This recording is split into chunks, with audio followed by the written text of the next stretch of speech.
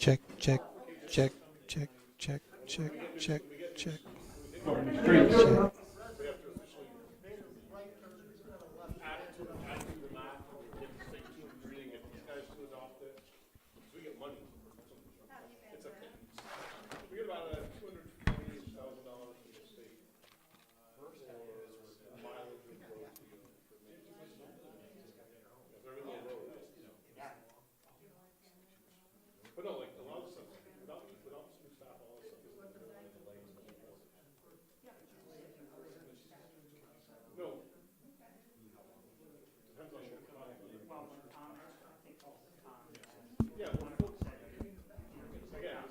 Check, check, check. So, check, check.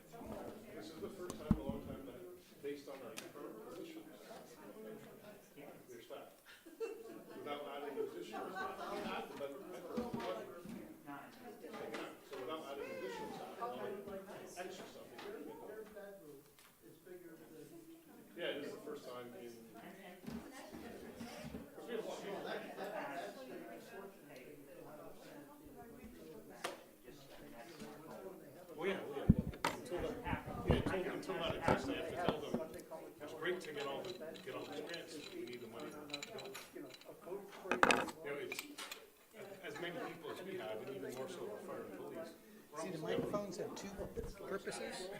One is for me to record, and the other is to broadcast into the room. There's always someone retiring, leaving, So, don't worry. promotions, creating openings. I'll pick up whenever I need to. So it is good, at least on the labor side, like for something like this, for this weather, it's good for us to have actual bodies to put in equipment.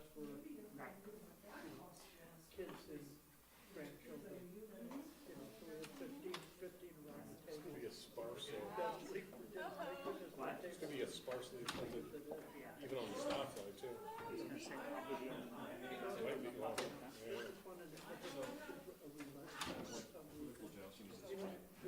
Plow in front of it. I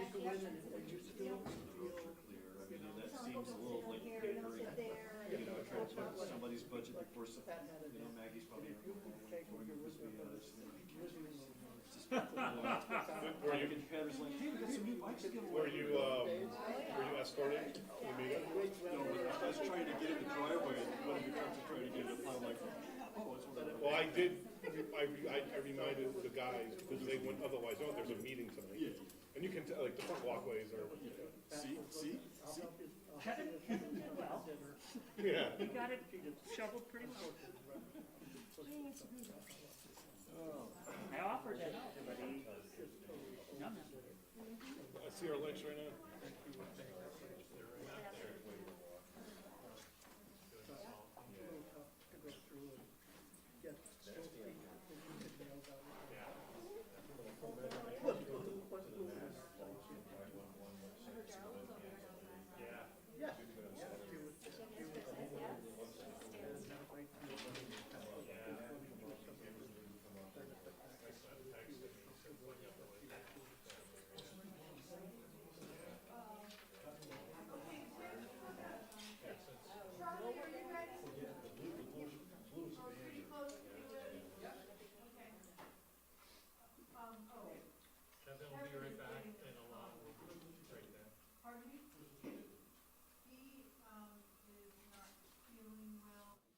freezing.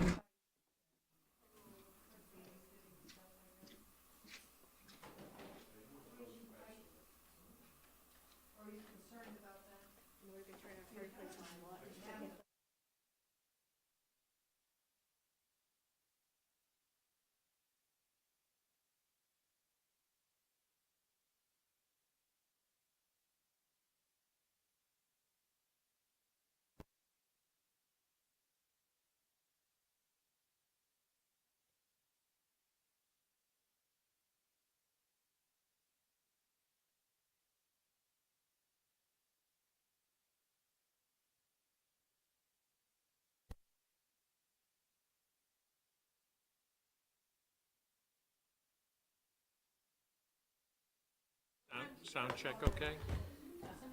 Good evening.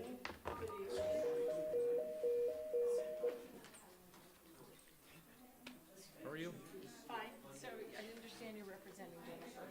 What's that? You understand you're representing Jennifer. I'd be happy to go through the budget when you're here. If there's questions, is there anything you want to say? Or you just want to be here in case there's a question? Just want to be here, but is it true the questions are at 8:30?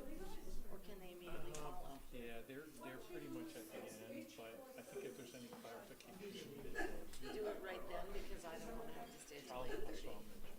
Would you mind? I don't think it would be, because you're gonna mention our missing half-staff person. Yes, got it in my notes. I'll say that right up front before we even get to that budget. Thank you.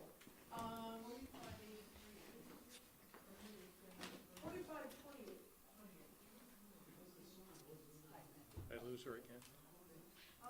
Lana, did she She just? hasn't come back. I haven't seen her. Oh, okay. I can drive for a bit if you need me to. I think, I'm gonna, we don't need it on to start, I don't think. We just lost it. Oh, here it is. Yeah. I'll drive till she gets back. Okay.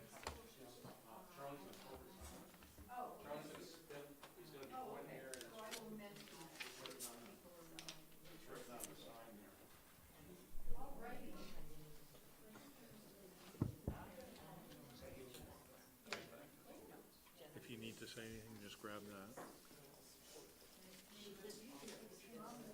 Those guys need mics.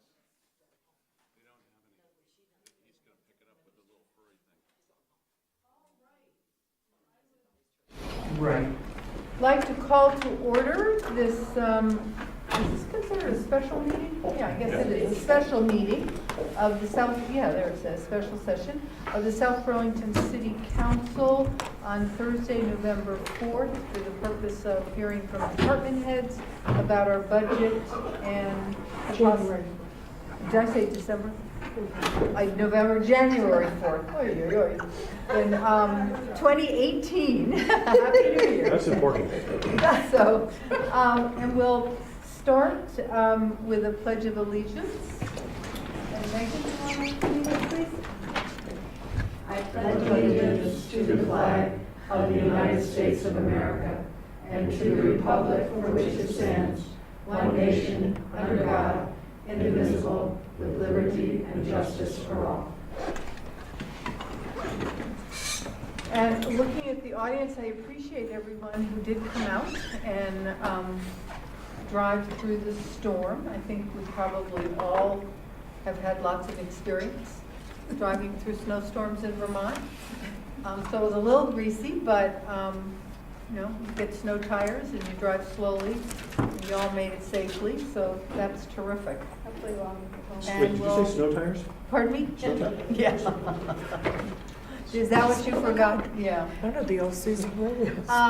But because of the weather, we also are offering the opportunity for the public to call in if they have questions related to the budget. And I would also like to have, if there are any people in the audience, when a particular department is giving their presentation, if the audience have questions, you'll have an opportunity once the council asks their questions to also either make a comment or address the department head, since I think they will leave after they make their presentations and not stay to the very end. So, so the phone number. I can't read it from here, but Charlie has it on the television, so please call in. Can you read the number? Yes, And- it's 38317. Nice and loud. But anyway, Thank you. so that's how we'll proceed tonight. A little unusual, but I think, it's warranted from the weather, and budgets are big deals. So our second item is approved disbursements. I don't think there were any. Okay, so we can flip over to budget presentations.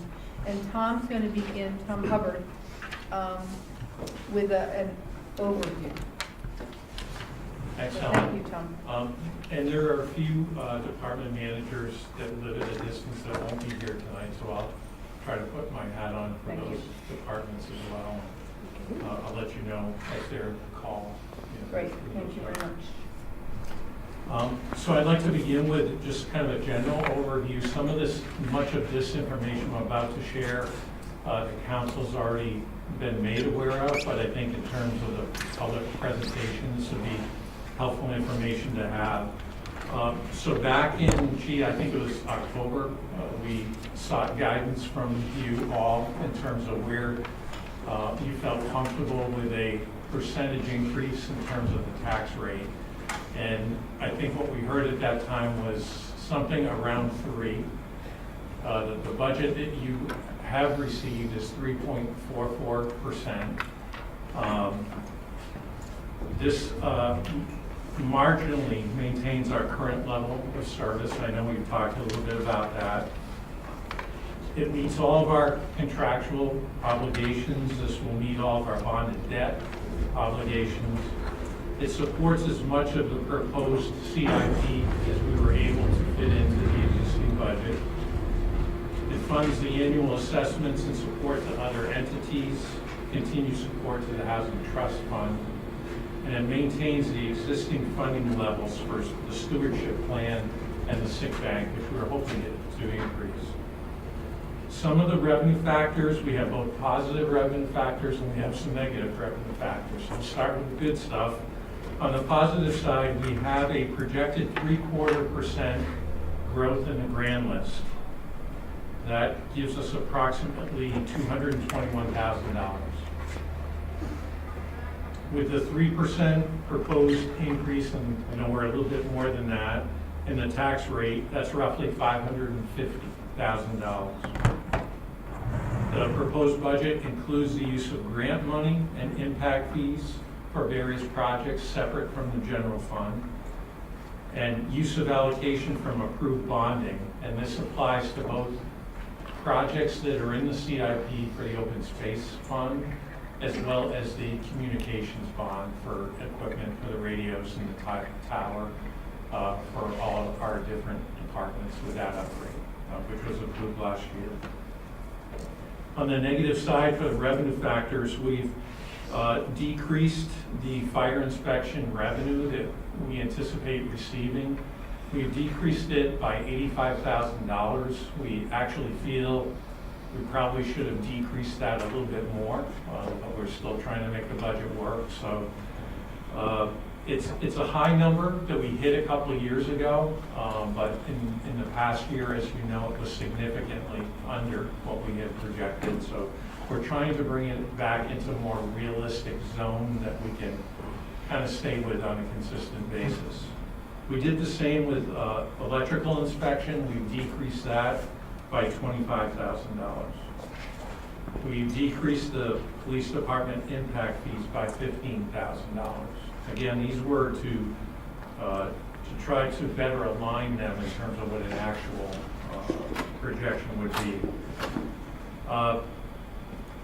On the non-discretionary side of things, we have contractual agreements for salaries with an increase in public safety salaries of $166,000 and in non-public safety of $70,000.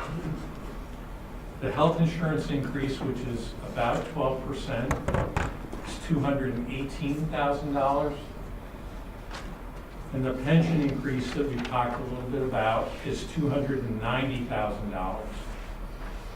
I just want to repeat that the market had a great year, and it allowed us to do some things that we probably wouldn't have been able to do. But we're still, because of those things that are going to help us in the long term, such as lowering the projected interest rate from 7.5% to 7.25%, that increased our liability on that end. We also raised the level of payout for someone leaving employment with the city. If it used to be if they had under $10,000, they could collect that full amount and be out of the plan. We've raised that ceiling to $25,000 and are able to now pay that out, and that assists us in terms of what the liabilities in the plan are. So I appreciate Pat's help in that and the council's support of getting those recommendations adopted. And even though that increases our liability and our expense for this year, in the long run, that's significantly going to help us. The delta from just the growth in the grand list and the 3% increase in the tax rate, along with those non-discretionary items that we just talked about, is over $27,000. So as you know, you're not hearing this for the first time. As you know, that didn't leave us a lot of room to work with. In the original proposals, the CIP increased $115,000. That's been decreased, obviously. We had 2 new positions proposed. Those have both been cut. There was an increase proposed in the sick bank with our long-term liability. That's been level funded. There was a proposed stabilization fund that we were going to set up. Again, this was on the recommendation of our auditor. That's been cut. There was an increase proposed in the stewardship fund. That's been level funded. There was an increase again this year proposed in paving. That's been level funded. The DPW fleet has been reduced by $75,000. And the PD vehicle replacement's been cut by 1 vehicle. Some of the existing funding reductions include taking the designated reserve down by $50,000. Eliminating the undesignated reserve, that was $21,000. Cutting the social services funding by $25,000. And cutting the city center reserve fund by $110,000. That would take the annual contribution from $860,000 to $750,000. The estimated cost increase to taxpayers based on the budget as you have it right now at a 3.44% increase for an average home of $336,000 would be an annual increase of $57.14 or $4.76 a month. For a condo owner valued at an average of $231,000, that'd be an annual increase of $39.33 or $3.28 a month. Some of the general comments that I'd like to share with you, there are several changes within line items due to an inadvertent error in library salaries. This was not Jennifer's mistake, but one that was created within the comp schedule. So $14,000 has been added into the library salary line, which is line 418. I forget what page that's on, but it's line 418 in your handouts. So again, we're adding $14,000 there. And to make up that difference, we cut $10,000 from the undesignated reserve. We had already proposed cutting $11,000 from that. So that eliminates the undesignated reserve. That's line 788. And an additional $4,000 has been cut from property insurance because we've got that exact payment now, and that is line 65. And again, these will offset the increase to the library salaries, which keeps our total at the 3.44% increase. 65, you said? Yes, property insurance. And you said that it was going to go down by 5,000? 4,000. 4,000. What was the library error again? The It was in total? the comp schedule, one of the part-time positions. Yes, I don't need the particular, I just Okay. wanted the dollar figure, was it 14,000. 14,000? So 11 of it, or 10 of it is coming from the 10 from the undesignated, undesignated reserve and and 4 from from the property insurance. property. So, What line was Thank the you. library? Part- What line number was the library? Library was line 418. What has that undesignated reserve fund been used for in the past? A variety of different things. It can be used for things like if we overspend the salt budget, we could take it out of there. In the past, we've used some of that because we are going into negotiations and we don't know what is actually going to come out of those. So we had a little bit of a surplus built in case we needed it. We have that situation this year. So it doesn't leave us wiggle room.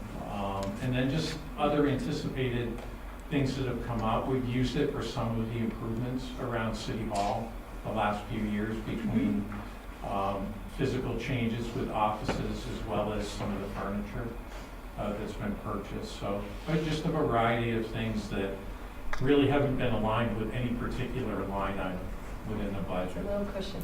Yeah. I'll share with you, this is one of the toughest budget proposals I think we've put together today. There's been many hours of deliberations with departments to put the budget into its present form, and we know there is a shared concern from managers about the future operations of their respective departments. As mentioned at a previous council meeting, last year's budget increase, which was nearly 3%, resulted in a $35,000 positive delta for us in the budget onto the balance sheet. Those are accounts receivable that we're still getting. Ron Smith will be presenting the audit to you in February. Ron's not going to be able to make the January meeting. So we'll have the official presentation of the audit in February, but we'll actually have it as a document by the end of this month. So we'll have that to you in electronic form, and we'll have it up on the website so that it's available for people to look at, and then Ron will have the hard copies when he comes in February. While in the short term over the next fiscal year, we feel the current level of service can be maintained. This is not sustainable moving forward at this pace without a larger growth in the grant limit or additional funding. Otherwise, we feel reductions in service or loss of positions are inevitable.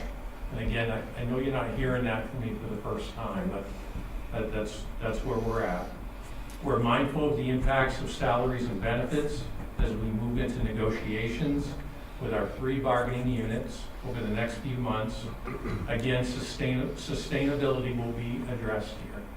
We know that's a major item that we have to work out. While we've been able to put money back on the balance sheet in previous years, last year was an indication that there is little room to do that as the budget now exists, and we're just over halfway toward the goal recommended by our auditor of $1.7 million on the balance sheet. Reductions in the reserve funds and contingencies allow us for some flexibility, such as winter storm plowing. We have a perfect example of that tonight, and kind of the winter we've had to date, as well as salting is another example, or other unexpected issues that arise. Decreasing or eliminating these sources of funding presents risks and possible need to reduce other funding that has been approved and or needed. There's only so much lack of funding that the CIP can tolerate before it becomes an obsolete tool for long-term planning. We will work to provide assessment on the potential impact of changes in the level of service to assist you in making informed decisions on appropriate funding levels should services need to be cut in succeeding years. Our overall municipal funding remains at 22 cents out of every dollar paid in taxes. Without significant changes in education funding, financial pressures will remain that jeopardize the appropriate level of funding for municipal services. We continue to work on lean process and we'll report back to you on the results of these efforts. We also continue to seek regionalization and coordination of shared services as a tool to help offset the rising costs of services. There are many items and initiatives within the proposed budget that was submitted to Kevin and I from the various departments that have been removed out of necessity to make the budget work. Many of the items proposed, while discretionary, were important and critical to the operations and overall function of the departments, which we would have supported had the financial resources been available. We know our department heads understand that, as well as the reality that you are all faced with in approving a budget that ultimately requires the support of voters. Certainly a tough balancing act.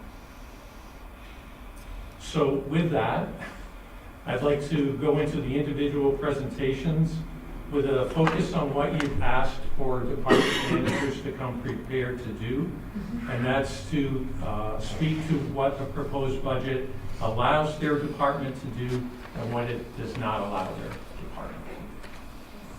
Before we actually get to that, I had asked Kevin to share with us some of the thinking and the expected budget increases and its impact on the tax rate by the school department, since they're the majority of the budget, so we have a sense of where they think they're going. So at your seats, council members, there is an administration recommendation budget for FY19. This is draft. And Kevin, if you could just highlight what Superintendent Young believes to be the best guess at this point, so we have that in the back of our minds when we're adding this all up and really understand the full import on the public. Thank you, Helen. Much has been made in the press and in state government about the governor's projection that there would be a 8% plus increase in the statewide property tax rate. Against that backdrop, your colleagues across the street in the school district have been working on their budget. And at this moment in time, as they move toward approval from the school board, they're looking at a 0.68% increase in the budget. That would translate into a tax rate increase of 1.74%. Also, the school board anticipates asking the voters for approval of a $950,500 bond article for facility stewardship. David attributes the less than expected rise in the school district tax rate to a less than 1% increase in expenditures, to a increase in equalized students, and the tuition coming in from the sending schools such as the islands and Georgia as being positive factors. So those are the big numbers. There is a sheet there that would probably take John Alban to explain, but those are the numbers I thought that you would want to have. Do you know what the value of that bond issue is? $950,500. 950,500? 950000. Oh. And it is, I'm sorry. 950,500? 950. Okay. and it is for, I'm sorry. Stewardship, yeah. Facility stewardship. This would be the second Right. time. Sorry. This would be, I think the school district has done this in maybe 2 years ago as well. And how long ago, do we know how long that bond is up there for? I do not know that. David did not state how long that would be out. They'd like to do the bond separately because it doesn't contribute to the general budget, Right. so then it doesn't get part of the normalized normalized student, you know, Right, so, I believe you are correct. yeah. right, it's sort of an off. But it will add in the next year? I don't want to discuss a school budget, but if they pass that bond, right, Well- then the next fiscal year, you will see an additional cost. Yeah. Right. And probably translated into their general fund budget. It may be a Okay. standalone, like we did for the technology Right. bond, Right. stood alone. And this year, right, Tom, we incorporated into the general fund, or is that going to be next year? The technology bond? It's It's incorporated. in this year, so they may Right. do the same thing. It might stand alone out there Yeah. and then come into their general Right. fund the next year. I don't know how David handles It- that. Okay. Were those figures that you showed us, was it the school figures on the top and the city figures on the bottom? I wasn't quite clear. What I had asked Sue to do was to demonstrate what the 3.44% was that I shared with you here, and what a 3% increase was, I think is what the other. Tom, you did the calculations on what their 1.74% increase and our proposed 3.44% increase would mean in terms of actual dollars. Right. And it was roughly, Well, that'd be about a 6% increase in our budget to have the tax rate increase the same amount. It would take a 6% increase in our On the budget. city side, On the to city If we side. did. equal the same And- amount And that's as because the school budget's education. much larger. Right, So it's, just to kind of do apples to apples. right. And what is the approximate final date when the school department would hear from the state what their actual numbers are gonna be? I mean, this is the It's usually anticipated, after the June. budget's, after the budget's approved. after, Usually, yeah, yeah. so it's gonna be at the end of the So session. they always Yeah, ask yeah, their, it always is, but, their budget with, depending on what the final numbers from the state come in at. Because it's unknown. It's pretty well projected, but it's not exact. It's not exact. I just thought it would be helpful if we had some idea Oh, what they're absolutely. thinking What they in were terms looking of their at, budget. yeah. Yeah, definitely. That's actually a window, right? Or it's a little, Yeah, I mean, because we It's, need to kind of step forward together as we approach the taxpayers. but it lets some light in too. Yes, oh, yes. And I was pleasantly surprised at the 1.74%. It's almost incredible. Yeah. So, It's attributable to factors, as David articulated, holding down the growth in their expenses and the increase in equalized students. Right. So they're getting money from the state based upon equalized students. That's really key. And I think, you gotta give them credit, I think, for doing a pretty good marketing campaign with sending schools. yeah. And as Dave Sharp said in this room like 2 summers ago, right, the tax rate is tied directly to the cost per normalized student. Okay, so the less you spend per normalized student, right, the lower your tax rate will be. That's very good news. Good. Yeah. Okay, thank you very much. That's, That's very helpful. Do we have the equivalent of this for the city and the two put together? So like for those two home situations, house and condo, what the I cloud can- might look at? Or? I can send it to you, Tim. We'll Okay. have it as a file. Okay. So, Great.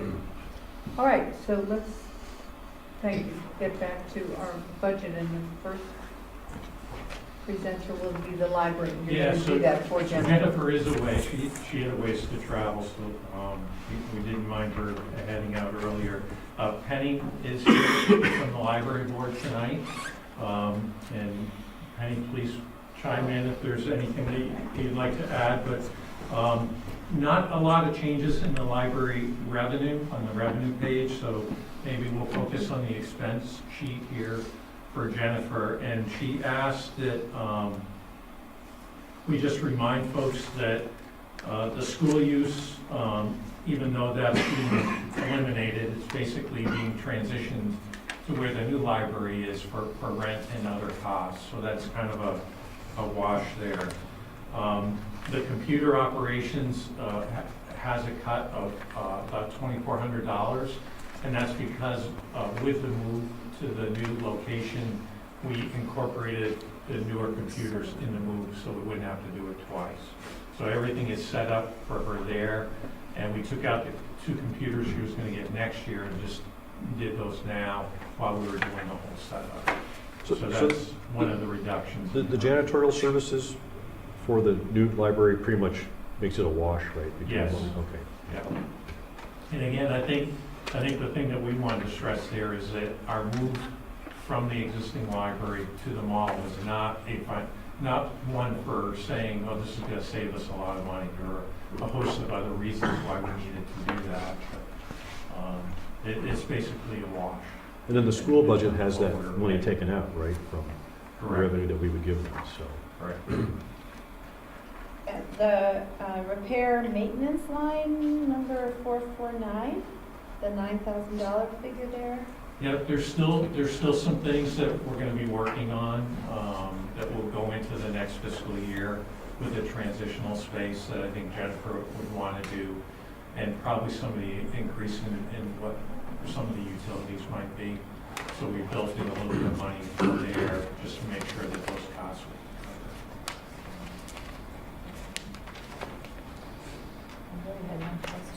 Okay. Are there any more questions for the library? Okay. Penny, did you have anything you wanted to add? I think Jennifer felt that this budget would basically allow her to do what they've done in the past. She has some concerns because of replacing their children's library, It starts on Megan is leaving, 417. or has left, and, but the hope is that they'll be able to get somebody new as soon as possible, and be able to offer those children's programs again soon. So the money is in the Money's still budget there, to yeah. replace that? Yeah, and In we fact, there'll hope that probably be some vacancy savings. there will be. There's also a payout usually when somebody leaves for time that was on the books, so it So kind of kind of offsets wash itself. again? Okay. Especially if you fill the position right away, which is our intent. Mhm. So we hope within the next month that position will be filled.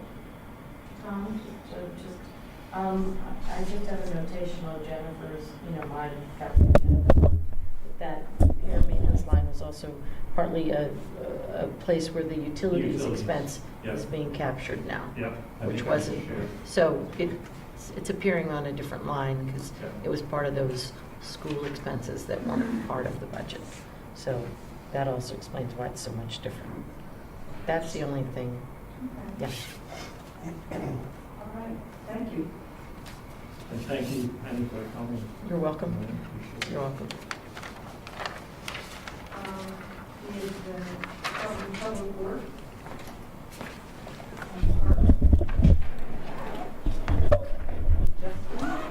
Hello, Justin Robinson, Department of Public Works. I think I have a few budgets here in a row. I'll try to get us back on time if I can. Within the general fund for highway, most of what you're seeing in the plus and minus category, column U, is simply a reflection of trying to accurately capture past 3 years of actuals.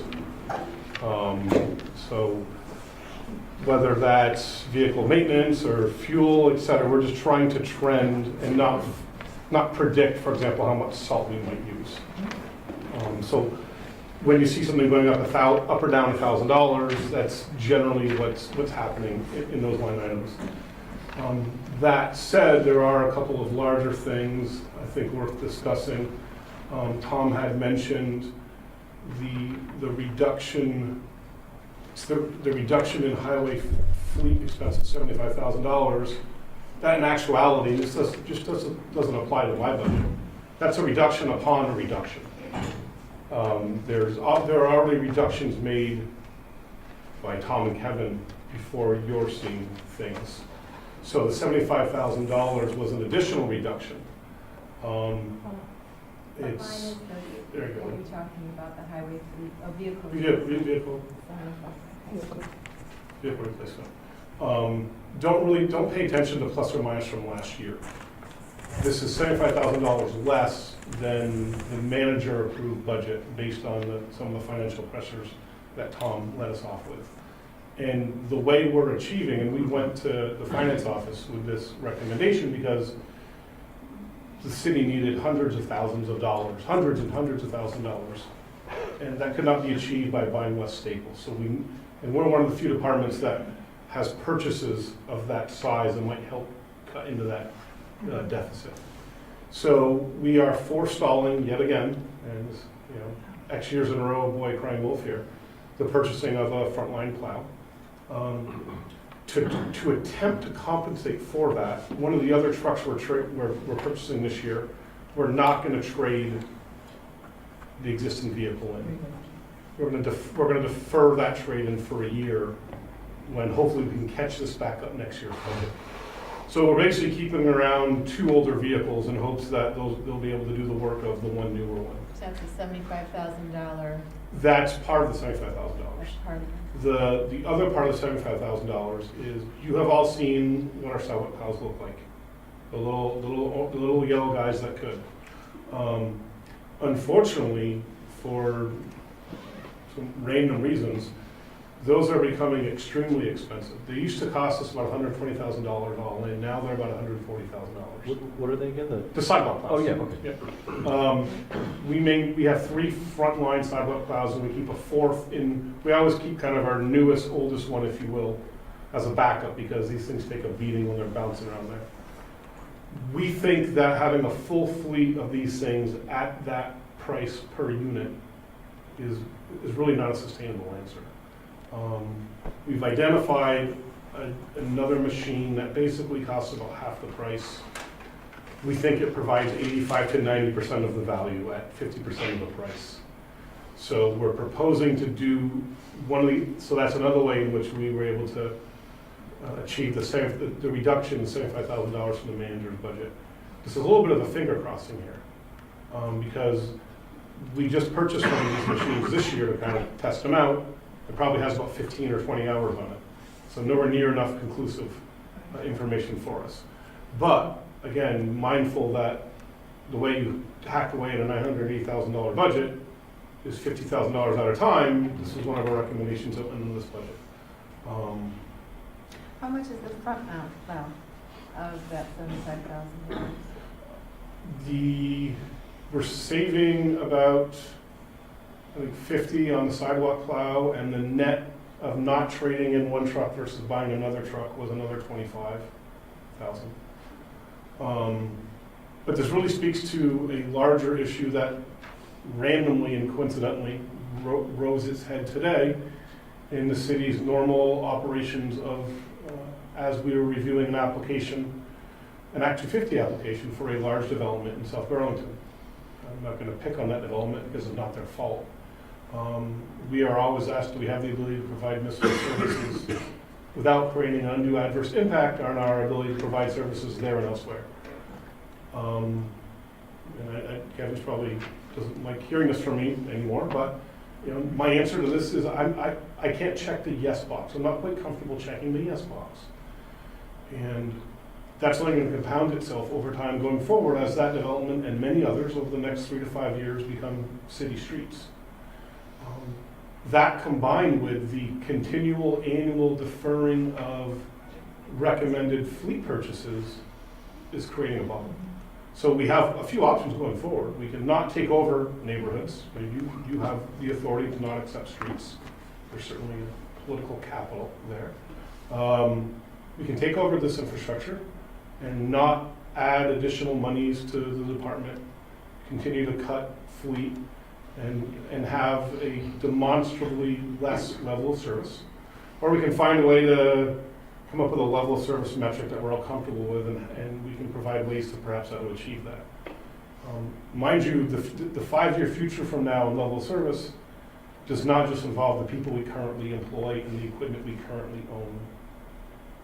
And our HRIP, which I don't think we did an update of that with the council this year, but our HRIP has a little caveat on the bottom of if we're going to own new units of X to maintain, we're going to need 2 people one in a plow truck, one in a sidewalk plow, and also plow and a sidewalk plow to put those people in.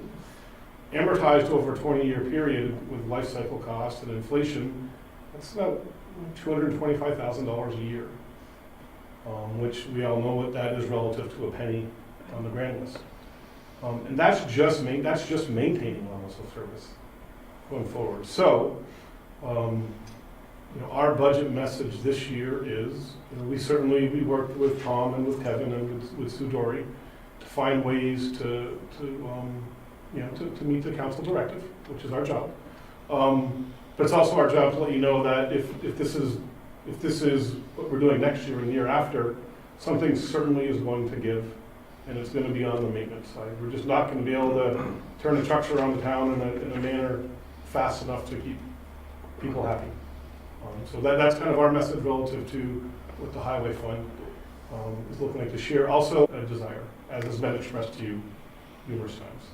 So those are kind of the two big highlights within Public Works. On the revenue side, we just did a couple of things to match up with actuals. We have nothing revelatory on the revenue side of this budget, in my opinion, with this budget. With regard to road striping and the bike lanes, I am of a mind to increase that line. I think it's a safety issue, and our Bike and Ped Committee has put together a list of priorities that add up to $10,000. Which is our budget. Which is the current Yeah, budget. so if we did just that, so Right. that also pays for crosswalks and turn arrows and all the other stuff. So, and I certainly had discussions with them. And last year, we overspent that line item by 25%. And still, there was a lot that we all know didn't get done. So we'd be supportive of additional revenues in that line item. So it's line 674. So you would even recommend higher than $20,000 to have the bike and ped priorities with the lanes in addition to the crosswalks. Yeah, just our normal taking no input, doing no additional work, that's historically been costing us $10,000. It's a lot of paint. And it's not just the committee, it's individuals who No, have sure. really complained to me, why Yeah. are there no lines on Dorset Street? Why are there no lines on Heinsberg Road? And so I do hear that cry. Sure, we do so. Can I ask you, just in general, what percentage of your budget is personnel, salaries, and benefits? Let's scroll through. So, and just go down to the bottom real quick. Let's stay forward. So we're about 2.4 million, probably, Tom, 40-ish, 40%? Yeah, about that. About 40%? I mean, I'm doing numbers on the fly here. About 35, 40%. So it looks like 33%. Well, there's a lot of other stuff down That's here. true, yeah, the Yeah. FICA and the. Yeah. The benefits you Yeah, can't. on the citywide scale, that's about 58%. We happen to buy, we spend a lot of money on stuff, so ours is Expensive lower. equipment, so that, okay. So when we think about negotiating new contracts, when they are negotiated and aren't, managed to what resources are available, the impact could be significant. A little less so in your department than others, but it's a big piece of the department. Which I know that's out of your control, but that's just one of the pressures the city has when we That look stuff at hits us a little bit less than other departments. Yeah. bargaining 3 units and the impact on that, on the overall budget when it's this lean. But, there's some good news to report. We've done a lot of energy efficiency stuff at traffic signals and in our facilities that are lowering expenses. And some of that's reflected in some line items. So we're doing what we can where we can to lower expenses, and some of those other line items aren't contained directly within Public Works. But we're certainly involved in that work. When a new project goes in, and we have. New housing project? Housing project goes in, and we have impact fees and what have you. Is the line striping of roads anything that is considered within that? So that is maintenance. Impact fees cannot pay for maintenance. However, and Paul Connor and I were discussing this literally today, impact fees can pay for and have paid for equipment. We presently do not have a public works impact fee.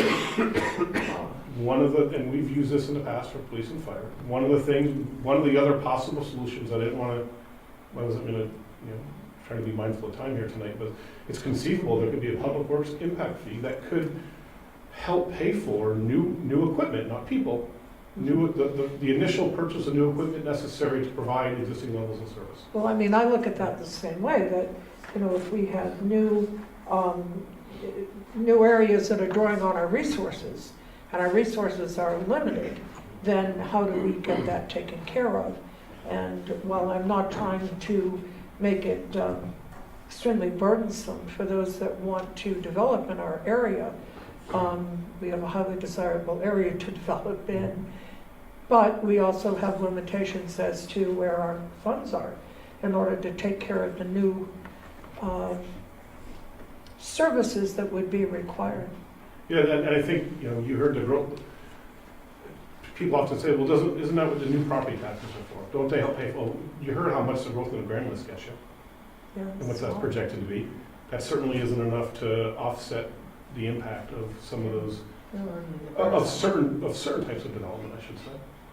So additional revenue streams or ones we haven't used in the past for the purchasing of equipment would certainly be in order for discussion. Well, I mean, it's hard for me to get my head around if our grand list goes up by 0.75% and our taxes in order to even maintain services, is 3.44, we have some disproportionate need to examine where our funds are coming in from. Yeah. And I think everybody has shown an effort. I saw a lot of little tweaks here, little tweaks there, but I have to, really say that, Justin, I think that you have perhaps gone a little bit too deep into the muscle for my taste. And I know it's because you were trying to please us. Well, no, you try to please us. I know, but you were trying to, it's a three-way. It's Comes our around. budget. So the salt, we're down to 100,000, whereas last fiscal year, we went well above $100,000 in salt, which was a warm winter. Salt prices are lower this year. Our per unit, we're paying 8% less on a per unit ton this year. We historically use about 1,800 tons of salt. So we use that 1,800 tons number times whatever our contractual price is. I don't remember the exact number. But so that's the number that ends up in the salt budget. So it's a little bit of combination of 1,800 is a reasonable 1,800, maybe 2,000 ton. That's a reasonable average for what we use historically. It gets us within the ballpark. And then some years it goes up a bunch for whatever reason. This year, Chittenden County salt, not other parts of the state, but Chittenden County salt prices were lower. Okay. Yeah. So you feel that that's not. Oh, trust me, I would not show up. I would not even go to Tom with a budget that tried to hit a zero on winter maintenance. Not going to do it. The other one was See Click Fix, that was completely cut. Yep. So there's 1,500 out of this budget and 1,500 combined out of sewer and stormwater kind of help pay, again, public works funds. So it's $3,000 total. You heard earlier we were trying to move around $14,000 to deal with so in my view, where every $1,000 counts, paying $3,000 for service that we get input for free for a variety of other services, I felt it was my duty to try to show that that might not be entirely necessary since we have email, phones, letters, Facebook, phone calls, Twitter, walk-ins, citizen input, council input. So my way of trying to do a little bit more for the budget was to drop this. It's, mind you, it's 3,000 total, 15 out of this budget, 15 out of the other two combined. So that's why I did it though, because there's so many ways, and we also pay, I don't remember the exact number, but the city pays a decent amount to be part of Front Porch Forum. which is also another way in which people communicate with us. Do you read the I read all of them, I postings? read every single I have post. potholes on my road, Yep. where's I read- DPW? I read every front porch forum poster. So that's why I did that. Because getting the potholes, looking at the highway paving line that we cut to even fund it, Yep. that's another cry I've heard from the public, and I also believe it's a safety issue. And it's a lot like, in a way, it's a lot like line painting. The more we can spend on these items, the more units we can buy because the price goes down. So if we can do a line painting contract of $10,000 or $12,000, I can probably get 8 or 9 cents a foot for that price. If I'm only doing one of a few $1,000s, I'm probably paying 16 or 17. You know, it's same thing with paving. If we're buying more paving, if that line item goes up by more than $25,000, we're actually getting more than that out of it because it increases our buying power. So it reduces our per unit costs. So things like that, in which we would reasonably do a contract, a citywide contract for paving, line striping, which we historically haven't really had the capacity because, again, it's all we can do within the budget to make crosswalks and stuff like that. But that money would go kind of in a, even further than it might appear on the ledger, if you will, because we get more units. Is it worth considering degrees of level of service for like sidewalk plowing in different areas of the city? So for example, in core areas where the kids definitely have to walk or they're close to the schools, you know, do those, but maybe in the more rural areas, maybe not do them right, you know, during the storm, but wait until after the storm. I mean, do you do that now, or do you try to attack everything equally? Other communities, I know other communities do that. Other communities don't do sidewalks. But they, yeah, true, but Right now, everything gets, for example, right now, everyone's out. We're plowing sidewalks, Right. we're plowing streets. I heard the So you have sidewalk a plowing. parking lot.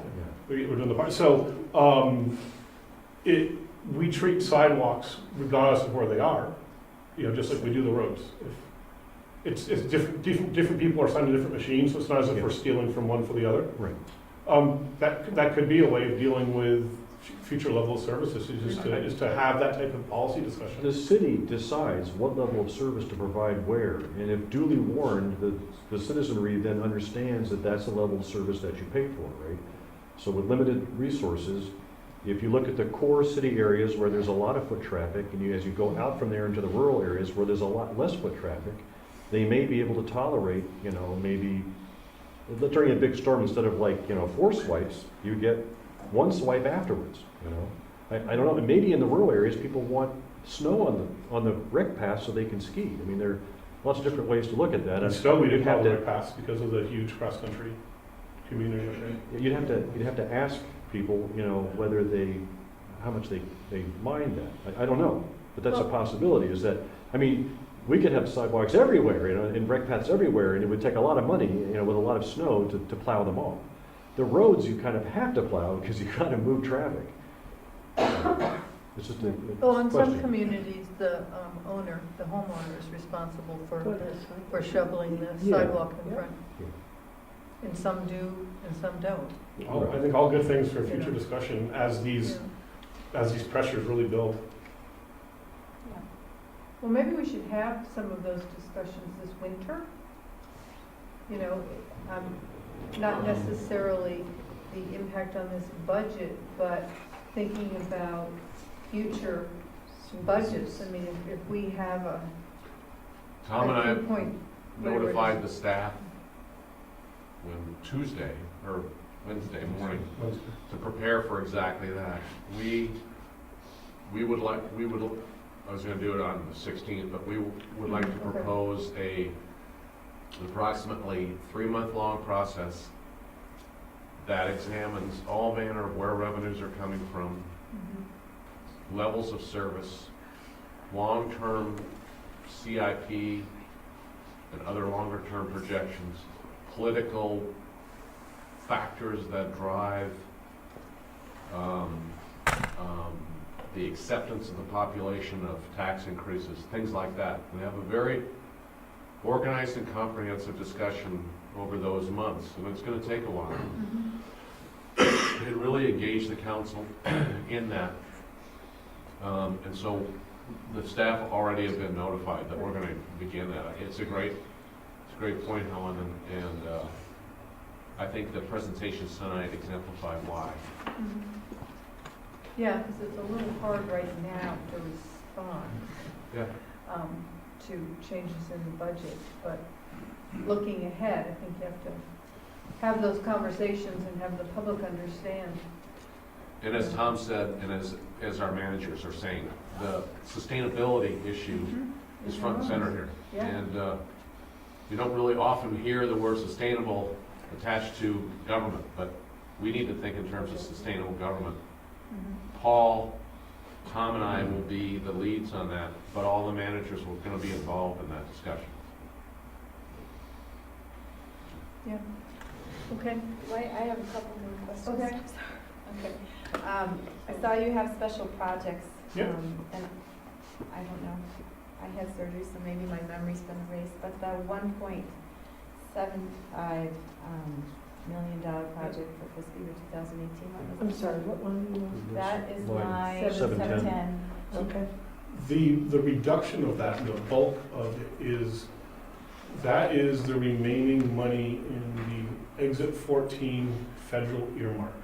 Okay, That money has, in the past, paid for the widening of 89 South, Exit 14W in front of the Sheridan to 2 lanes back in the aughts. It paid for the recent widening of Wilson Road in front of the Sheridan. It was also some seed money for a projected intercept facility in back of the Sheridan, which is now kind of DOA.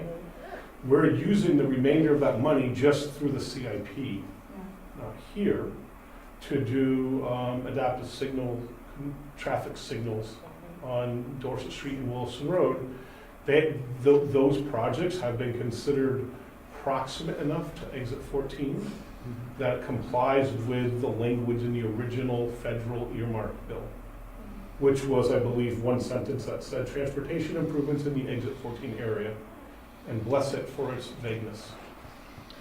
But So I thought that we weren't going forward with the adaptive. We are, it's just in the, I it's, thought there was a shortfall, or we didn't get the money. No, that's in the current fiscal year budget. And just to be clear though, there's also an offsetting revenue. So while that goes away, the revenue on the other side that's in this year's budget, Right. that also, right. so it's so a so it's an FY18 project we're doing now. Yeah. And we hope to have it done in FY18. If not, as a standalone kind of special fund, it will just carry forward almost like an enterprise fund into 19. And this is for streetlights?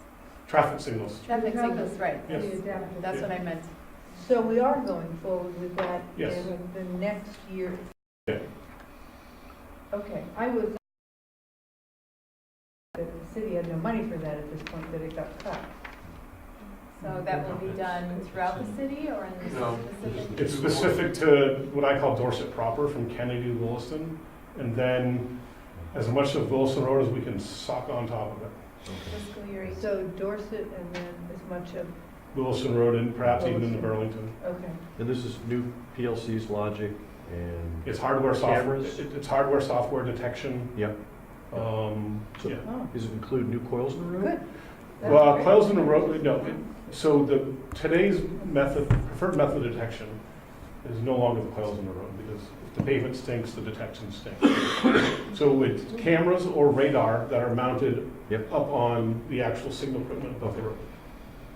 Or thermal, camo, Yep. radar, or thermal, whatever is the most practical. Is there a timeline for that? You know, we're hoping to have it done this fiscal year. So before? I have a phone call Monday at 4. And you have that's going to require a contractor to do that Yeah. tuning, Yeah. installation. It's, And it will result in probably, like, for example, some of the traffic boxes that have been painted, we're probably gonna get new everything. Yeah. You know, new hardware, new guts. A lot of, I won't go into details because I'm well over on time. So we'll need a museum Okay. for the old boxes. Certainly. Okay, Megan has one more question. She's going to ask I'll make more up for time on the questions utility now, budgets. and then she doesn't have any more for the rest of the evening. The Right right answer Budget, just use the budget. The hook, you got the hook. So the special project for fiscal year 19, $85,000? That is Tom, can you help me out with what that one is? One, stewardship is the. No, not the Yeah, I know, we're- The Special energy ed. and, I think it's still additional stewardship / energy efficiency projects Okay. is what we're programming through here.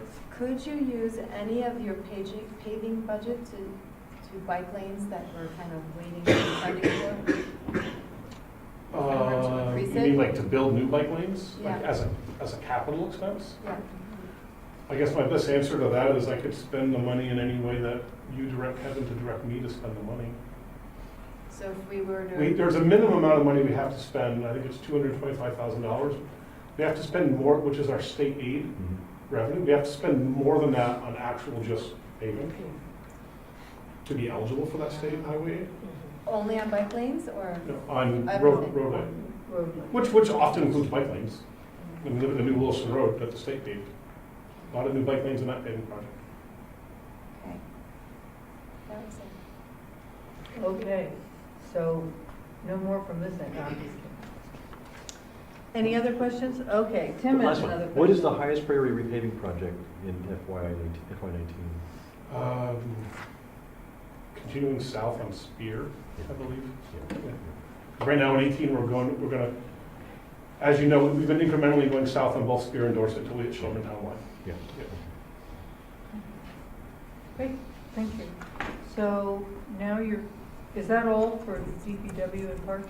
That's all I Okay. have. There's really nothing to speak to. All right, can we ask you any more questions? The enterprise fund. So enterprise funds were not subject to kind of the same budgetary scrutiny. They're standalone. The projects that are contained therein have been discussed with the council before. Stormwater's going to keep doing stormwater things. We're going to keep, this year, we're going to be doing 8 or 9 projects, aggregate value of probably $5 million. In sewer, our focus, as you know, is on disconnecting the sewer from the neighborhood just below Royce High School. Actually, on January 16th, we're going to bring you some very good bonding information. I think you'll be pleasantly surprised at what we're able to put together as a bond package. So that for a project that already has an incredible ROI, it now has a very incredible ROI. And that will be coming to you on January 16th. Great. All of our utility rates are the increase, the water rate increase is 1.2 something percent. Stormwater is just a standard 2. Sewer, again, is kind of the standard 3. The only new initiative in water is, as we've discussed, we want to buy, we're going to do an additional booster pump station, which will be put in place just in advance of the Dorset Street water tank, which will allow us to add volume, which then adds downward pressure into the system, so the SEQ can continue to have what I would consider quality water pressure service for existing and proposed developments. So that's the one new initiative in water, and the one big initiative in sewer is the project near Rice. Otherwise, everything else go the same. Sewer continues to be really exciting with this. Well, just the savings. We're the savings from the 2012 upgrade project. Again, we pay less money per year now in sewer than we did before we started spending $1.3 million in annual bonded debt. We added that to the budget, and our budget's smaller than it was before the upgrade. So it's been great. And we hope to have the same type of impact when we upgrade Bartlett Bay, which we're starting to give some seed money to. It's getting near the end of its useful life cycle as well. Did you say you're raising the Dorset Street tank? No, we're going to add volume to the Dorset Street tank. Right now, the operational, we're going to add water. Add water. Just make the water column higher? We're going to make the water column higher. Does that require any special study or authorization, or? It requires a special study, which we're doing. It requires permits from the State Water Supply Division, which all this stuff's ongoing. We tried to solve this problem by raising the water level countywide, because you can't just raise the water level in South Burlington and not raise it in Jericho. It's the same water system from Champlain Water District. However, by adding increased volume adds pressure. If you have older, vulnerable systems in the more rural parts, that type of pressure, that constant water hammer, if you will, didn't work out so well for some of our neighbors. So now we have to do a South Burlington only solution, Yeah. which is to add additional volume of our own. And we're going to help offset that by introducing a tiered impact fee for developments in areas that are above a certain elevation. Because this is only a problem for properties that exist above a certain elevation. For example, City Hall, not a problem. Center Mill, golf course, problem. Megan's trying hard not to ask a question. Hey, you give me paper, I read it, I study it, I have questions. All right. For the stormwater, which I realize is an enterprise fund and it's self-sustaining, but the projected revenues, could you explain to me how we go from FY17 actual on line 268 of $6,500 to $38,000 fiscal year 18 and 19? And same for the line 270, where we have the actual FY17 figure of $12,043 that jumps to $940,000 and then to $250,000. So pay for GIS services. So let's take them one at a time. If you can highlight line 268, please, Alana. Like the GIS services Yeah. and So pay for GIS services. the, That's reflective of some new internal and external customers of the city's GIS services reside within a stormwater utility. yeah. So when that utility provides service to other work groups, other than stormwater, be they sewer, general fund, the town of Shelburne, Champlain Water District, we get revenue for that. So there's just additional revenues coming our way. And as our ability to provide service has expanded, the demand for the service, so the revenues have expanded. So that's why you see the growth there. Is that the new employee too, that Well, online? it's been a full-time staff position, but for the first couple of years of it, it was really just kind of organizing our house internally, if you will, making sure our data was really good for stormwater. And now we can provide the same type of service externally, and we are. And is that just extra grant writing for the SW grants? How do you make So stormwater grants, this, Tom earlier had mentioned pass-through money. This is pass-through money for the umpteen different grants, and I think a couple council meetings ago you approved two, a meeting before that you approved one. We have stormwater grants coming left and right. This is the line item in which we pass the revenue side of those grants through the budget. Yeah. On the expense side, they show up under the really large dollar figure, like stormwater projects or whatever the big one is. And I think this was provided to you in your last council meeting's budget update by Sue Dory. Some of our FY 18 projects, because these things take a while to permit, slipped into 19, so the money just kind of follows it. Doesn't mean it costs us any more or less at the end of the day.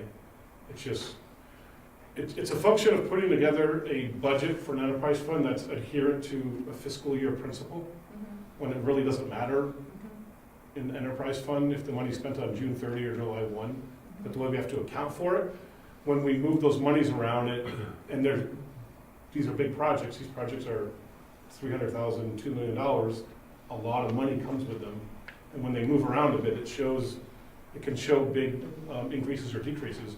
At the end of the day, it's all still the same amount of work. It's just when do we think it's, remember, we're sitting here tonight projecting out what we're gonna do 18 months from now. In this permitting world for stormwater, that's a tricky gamut. So we don't often hit the target, so some projects get delayed, some projects get advanced. We got a phone call from the state 2 weeks ago, they want to give us a free project as part of the Hadley, they want to give us a free stormwater project as part of the Hadley Road sewer project. So I guess I'll bore you with that on the 16th. that's Yeah. wonderful, that's great. I guess my bottom line question is there enough revenues that we can really count on in order to have this new employee with, just remaining flush? Yeah. So our stormwater utility, we have Revenues and expenses, it's like. we have a rate sheet for stormwater, and our ERU, projected ERU. And since we put that together in 2012, we've been able to, all of our projected ERU rates, which is what our stormwater fee is, that we projected in 12 up to now have been dead on. So our forecasting, which we did back then for 20 years, and we update annually, has been accurate. We anticipate additional need for increase in ERUs in the future as the volume of projects we have. Adding an employee is but a blip in the stormwater budget, if you will, relative to how much money that fund spends. We've also heard a lot in the news from both the governor and Secretary Julie Moore of A&R.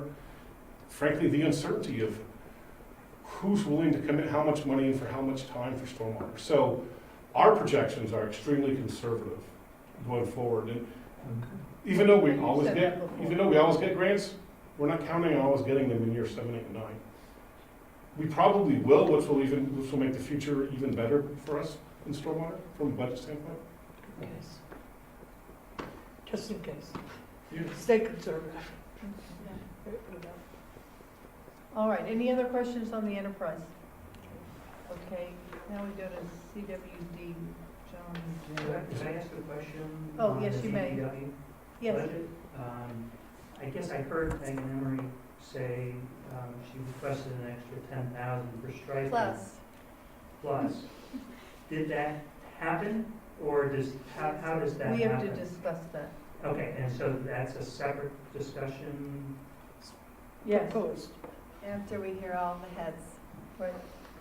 Okay. Talking heads. It's patience. I just think, I mean, it's Bob Britt, Williamsport, and I'm just thinking that it is a safety concern for both vehicle drivers as well as bicycle riders and commuters, and it also helps to slow down traffic on some of these major arterial and collector roads that we have, and some haven't been painted for a number of years, so I think it is important that the council allocate some additional funds for that purpose, and I think 10,000 plus would do it, but 10,000 would be a good start based on what was able to be done in 2017 and most likely will only be done in fiscal 2018. So just wanted to get that in. Okay, Thank you. Yes. Just a comment about the snow plowing, the sidewalks, and just to be mindful that the frequency of snow plowing for one person, more snow on a sidewalk, right, so recreational, but for another person, it could mean with a mobility issue, it could mean accessing something's mailbox. Absolutely. So just to kind of keep in mind. Okay.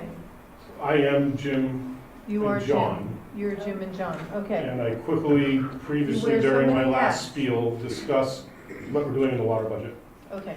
relative to the Dorset Street booster station. And Oh, okay. the rate increase is like 1.2 something percent. Town of Rutland commissioned kind of an informal study. And of the respondents, and they were pretty much all the major communities, we have the lowest combined water and sewer rates out there. Mm-hmm. And very robust systems, but done so in a very economical manner. We're proud of that. And so our water rate of 1 something percent. Also, got to have to credit Champlain Water District because they first add their wholesale increase to it before it even gets to us. But they're doing a good job in their fiscal house as well, so they didn't have a big number to pass along to us this year. Is their bond project done, the construction of the new tank? I think it's substantially done. I believe there's, the little touch-up landscaping things remain. Okay. Thank you. Great. Yeah, I'm safe. Thank you. All right, Donna, city clerk. Which packet is that? First one. Half an hour late, so that's not too bad. It is correct.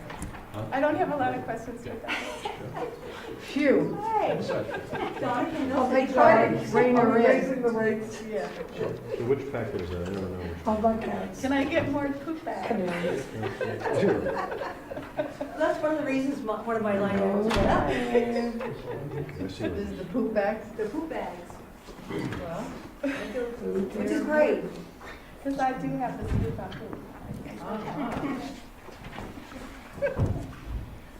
I'd like Justin's, and police and fire that you're gonna hear later, the activities of the clerk department are more of a services disposable kind of supplies that we use. My budget is really pretty much the same year to year. You know, I work really hard trying to find ways to keep some of the costs down.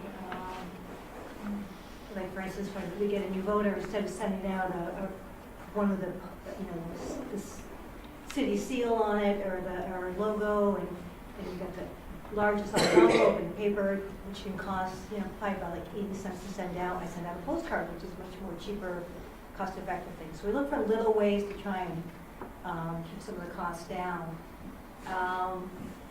So in my budget, revenues really went down about $600. Part of that's the fact that it's kind of a plus and minus. It's because our pets, our dog and cat licenses continue to increase.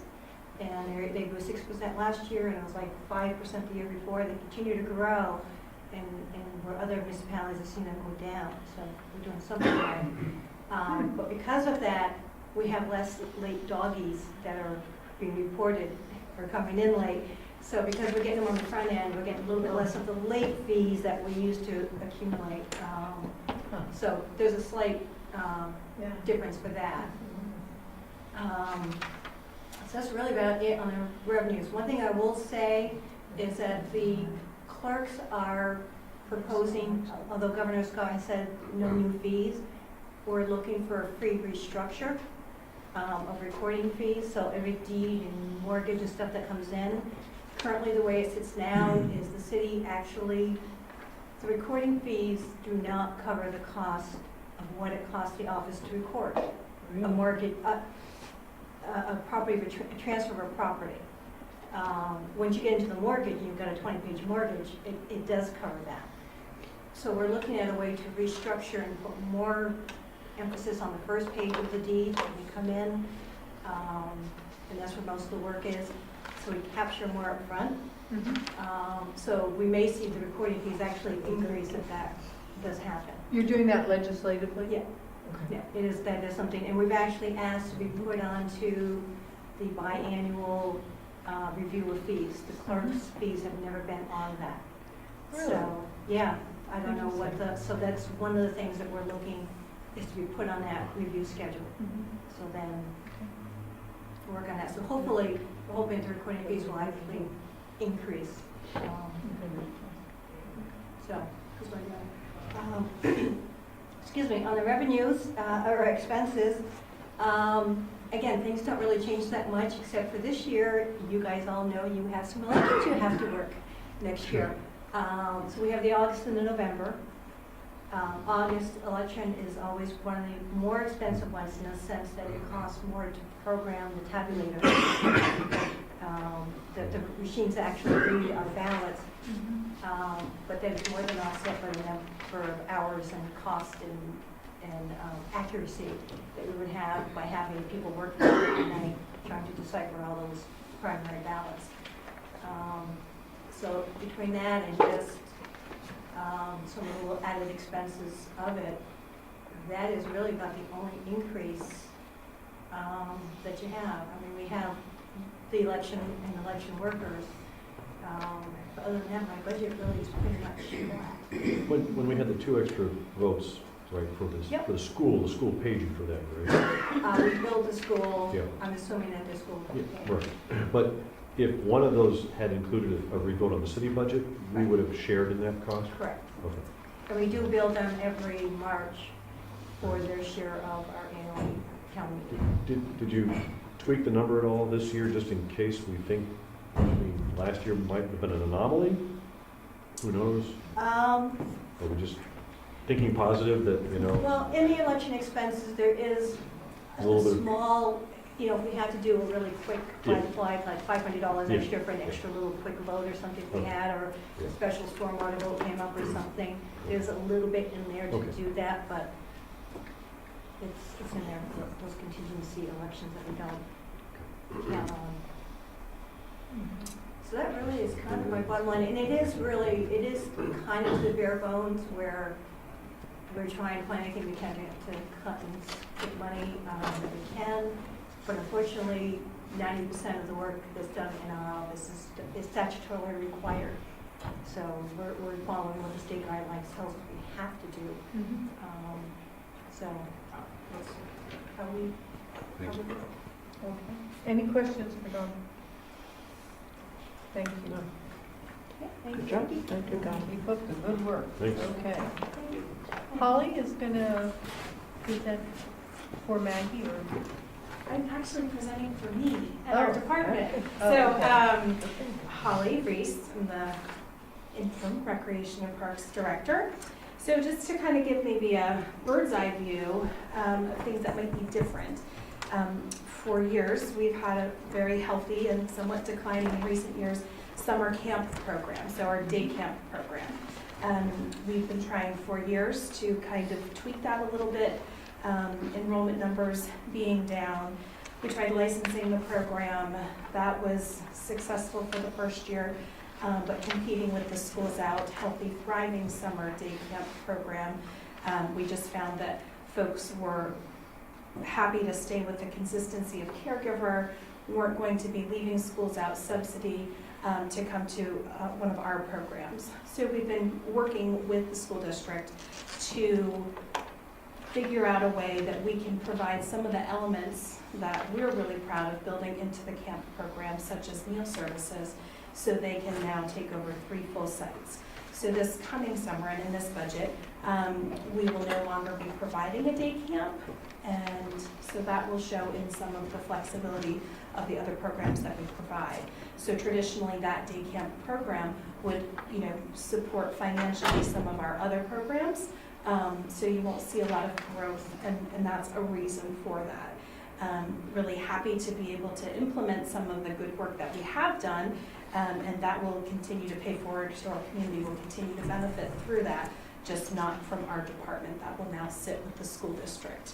And so some of those costs are now in line items that you might see.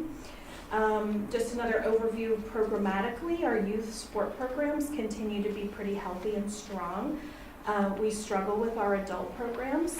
We hear consistently that it takes an innovative space to put together innovative programs, to draw innovative instructors, and to draw participants. So kind of plugging away with what we do have, but we won't see a lot of growth there, and I think we'll continue to see a decline in adult programming until we're able to kind of tackle that issue.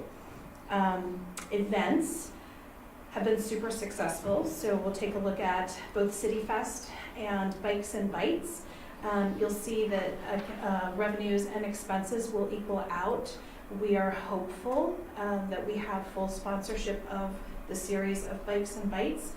We won't know that until the end of January. So if that significant sponsorship doesn't come through, then that means we're going to have to take a look at that and definitely pare down our offerings. And that might be by number, that might be by quality of entertainment.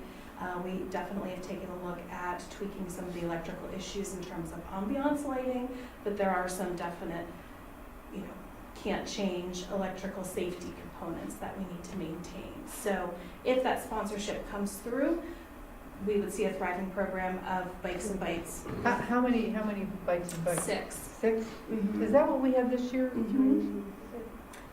Five, 6? We had 5, 6, including the City Fest. So there may be some consolidation that we need to look at in terms of City Fest and Bikes and Bites if some of the sponsorship money doesn't come through. How we would break apart some of the successes of City Fest and add those as elements to some of the Bikes and Bites, such as fireworks or something.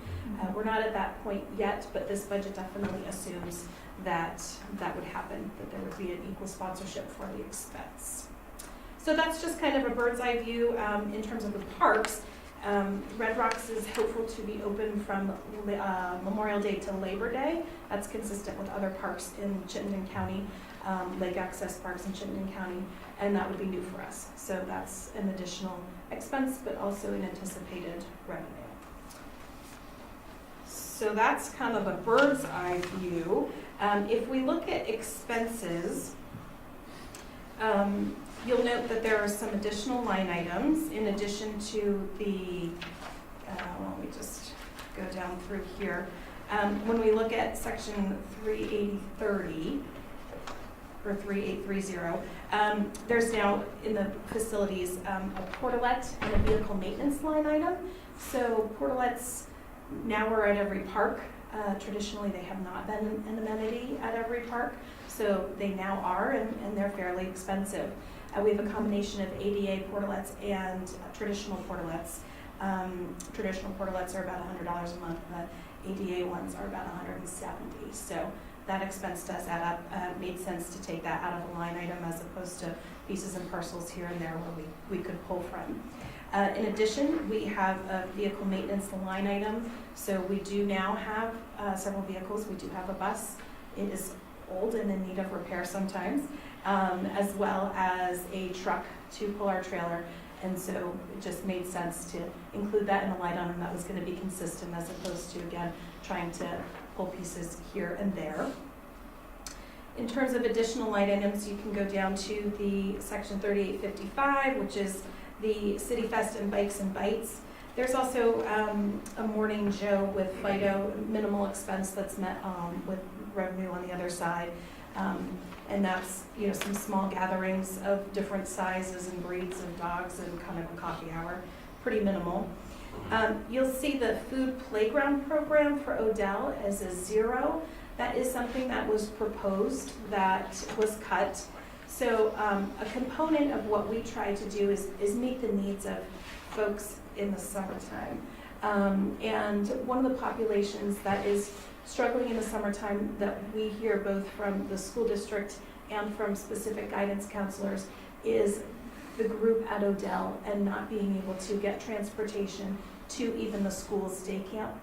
And so we have been working, you know, on a national level with the food and nutrition program and looking at how we can bring that to that community. So it had some preliminary talks with some agencies, total funding for kind of an 8-week, 3.5-hour nutrition and playground program that we would run on site there is about a $24,000 expense. So talking to some agencies is whether we could get some grant funding for that, some shared expense, but coming to the table with something we would think would be, you know, about a $9,000 expense from us if we could get co-funding from other folks. But that's currently off the table. So with this budget, it doesn't assume that we would be able to move forward with that. And not having a summer day camp program that would have revenues that might be able to support something like that. We just don't see that as an option coming from our department. So that's one thing that the budget doesn't support. That would have been at the Odell little tiny playground? Or at the Farrell Park playground? No, well, I think that we would take a look at whether we could do it at Farrell Park. Yeah. They do have a small playground. We'd also need to, you know, look at indoor space. So we had some preliminary conversations with the Cathedral Square development across the street to see if we could partner with them to, you know, to do something like that. Certainly our food services over at the school district are happy to support something like that and definitely have the ability to do that and take on those additional meals. It's just a, you know, financial issue, something to work toward. Just as an aside, I think that the LDRs are more appropriate now for developments that have that type of housing for more park space. I mean, because that is really, at Odell, it's a really tiny playground. Yeah, tiny it was playground like an afterthought because and no open space. Yeah, not to criticize too much the developer, but I was right there in that process and I was unhappy with that at that time.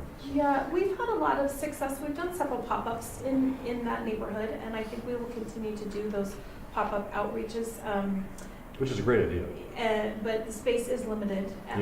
Safety is an issue. Yeah. So, you know, that kind of berm that we set up, a barbecue space, is fine when you're attending with your family and your parents are going to be responsible for containing you. But when we look at providing an experience that might be 30 kids and what would be a 1-to-10 ratio, perhaps 3 or 4 adults, that's just not a safe environment. Yeah. You're right, we'd have to be in that contained playground area, Yeah. or potentially, you know, a walking bus over to Farrell. I guess that was a question I had, since the Schools Out program is taking on the summer camps, vacation camps. There are some kids who don't go to Schools Out, and who might not feel that familiarity with Schools Out that, you know, the enrollees have. How is your budget addressing and serving those families? So we'll continue to run day or specialty camps. So we still have a thriving program of, you know, a combination of half day and full day specialty camps. Some of them running in our parks, some of them will run out of Wheeler. We have very popular Red Rocks Nature Parks, science camps that are sometimes half day sports camps, and those will run out of the middle school campus. We do try to partner half day camps together and provide that lunch coverage, early drop off and late pickup coverage, so you could have a full day experience partnering two camps. So we'll still do that. It'll be about 25 to 30 camps that we'll offer, but it won't be that day camp experience of you know, being in that one location that we traditionally have offered. Schools Out has now grown to now require 3 sites. So traditionally they have taken both Orchard and Chamberlain, and we've housed our camps at Central School. They're now extending their license for all 3 elementary schools. So the only structure that we'll have to operate out of is going to be the middle school and some things at Wheeler as we can. We've traditionally also run a preschool program. Schools Out now has a licensed year-round preschool program that's in Chamberlain School. So they will continue with that, so we will no longer run what was traditionally our Little Tykes camp. That's no longer the YMCA that does the preschool? No, it's now through the school. But do you think there's a problem getting kids from Odell over to Orchard, that some won't go because they don't have a way to get there that is considered safe by the families, or through their schedules or whatever? Yeah, we've done a little work with David Young and taking a look at mapping some of the kids that they don't see at Schools Out and they don't see in the summertime. And so transportation is one of the key issues. We've talked with the school district about the potential of busing those kids and trying to help organize that to get them to, you know, a traditional day camp, but they're not at the point of being able to do that. And so as we kind of work toward that goal, this was a proposed kind of Band-Aid fix to that. Is there any opportunity for the Common Roots bus to be shared with the city a little more? I think that there's probably opportunity for that. I know that Common Roots is actively pursuing having a 6-week camp session themselves up at Wheeler, so I anticipate that they're probably planning on utilizing the bus for that purpose. Well, I think that was brought up when it was proposed, that would be a way that, you know, when they weren't using it, that the city might have, or the school might have the opportunity to use it. And I could explore it if we could. I think certainly the school district is exploring that as a potential option. Again, I'm just not sure that they're at a point where they're going to be ready to implement something soon. Yes, if we ask, we'll find out.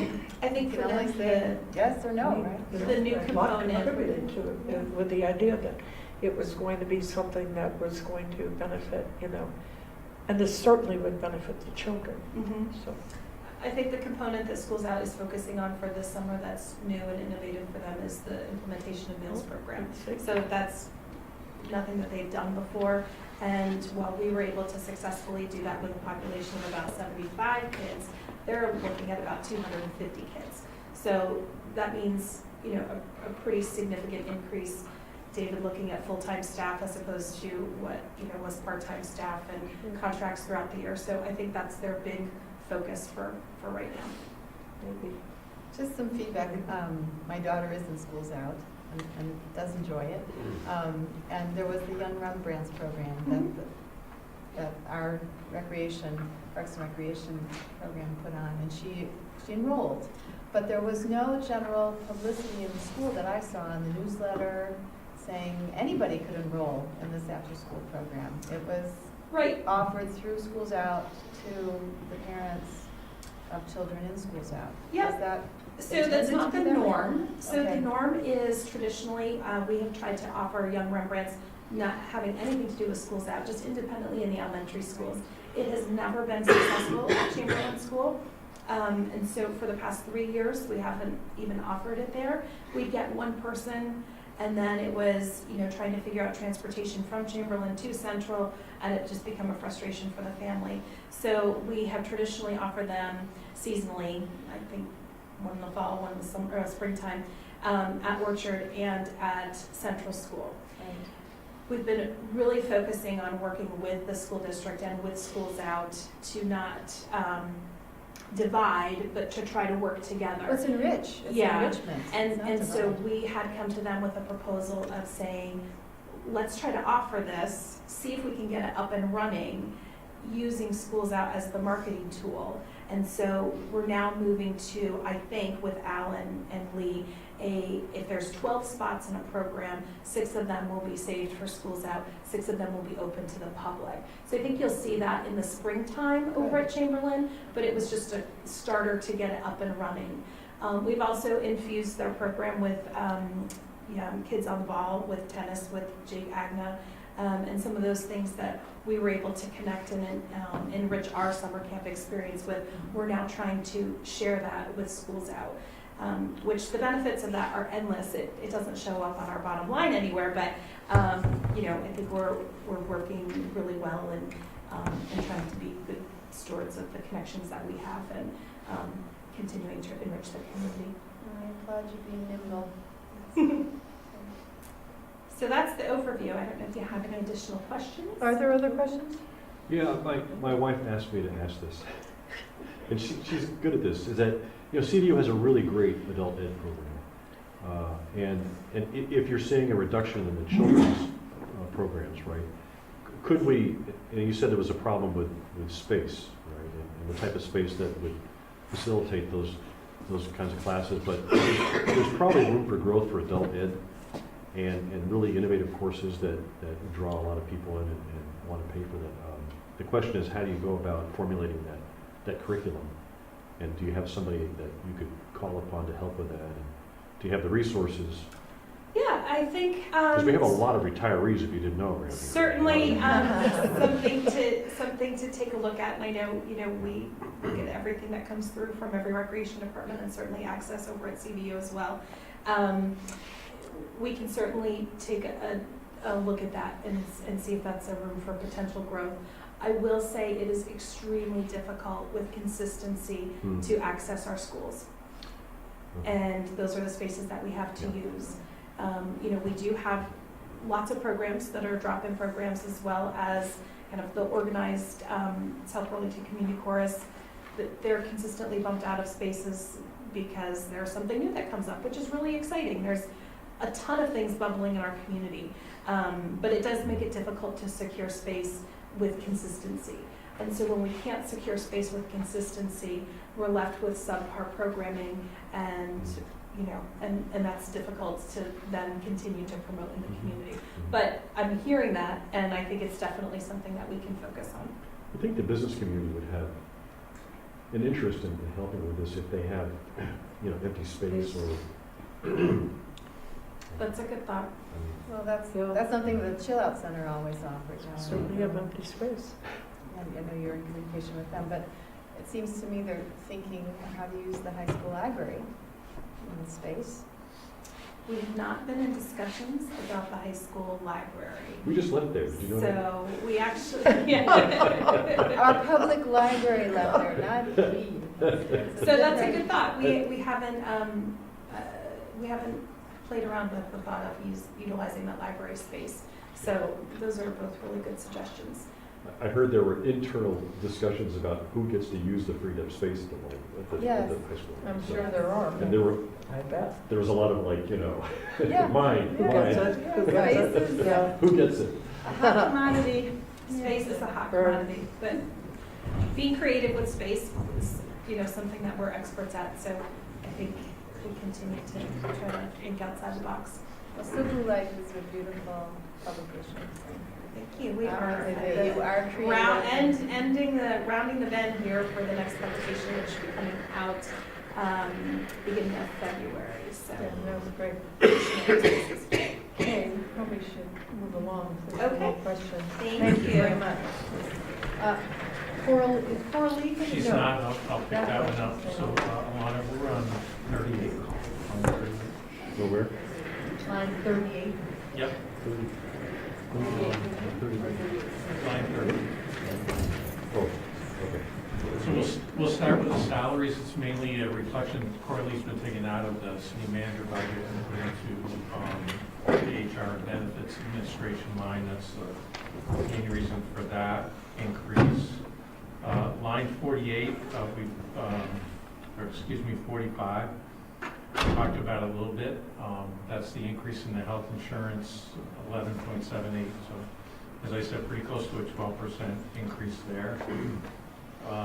Line 50, which is the pension, we also discussed earlier, the reasons for that. That number also includes the Beamers, so that's not just the South Burlington pension plan, it's also the Beamers payments, which are newer employees go into the Beamers plan if they're non-public safety. All public safety employees still go into the South Burlington plan. Is that by statute? It's by Contract. contract. Oh, okay, contract. Is that, but it's a negotiable thing, every contract? Yes. And then line 61 is just, you know, the payment to the sick bank, so we've taken that back to the level funding of the 125. And I think I also have the IT for Al, and that's line, starts on 152.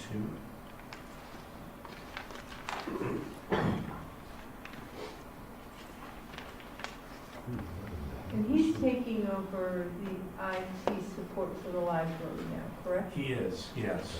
He was in there. We reminded him this week when he came back to City Hall that he actually Has another job. Has an office here?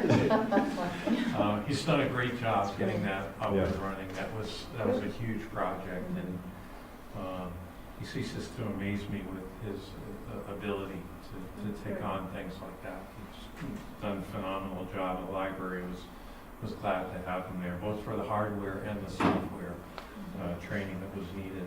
So we have some slight increases in the computer software and hardware, and if Al was here, he'd say the hardware still needs to be a higher number than it's at.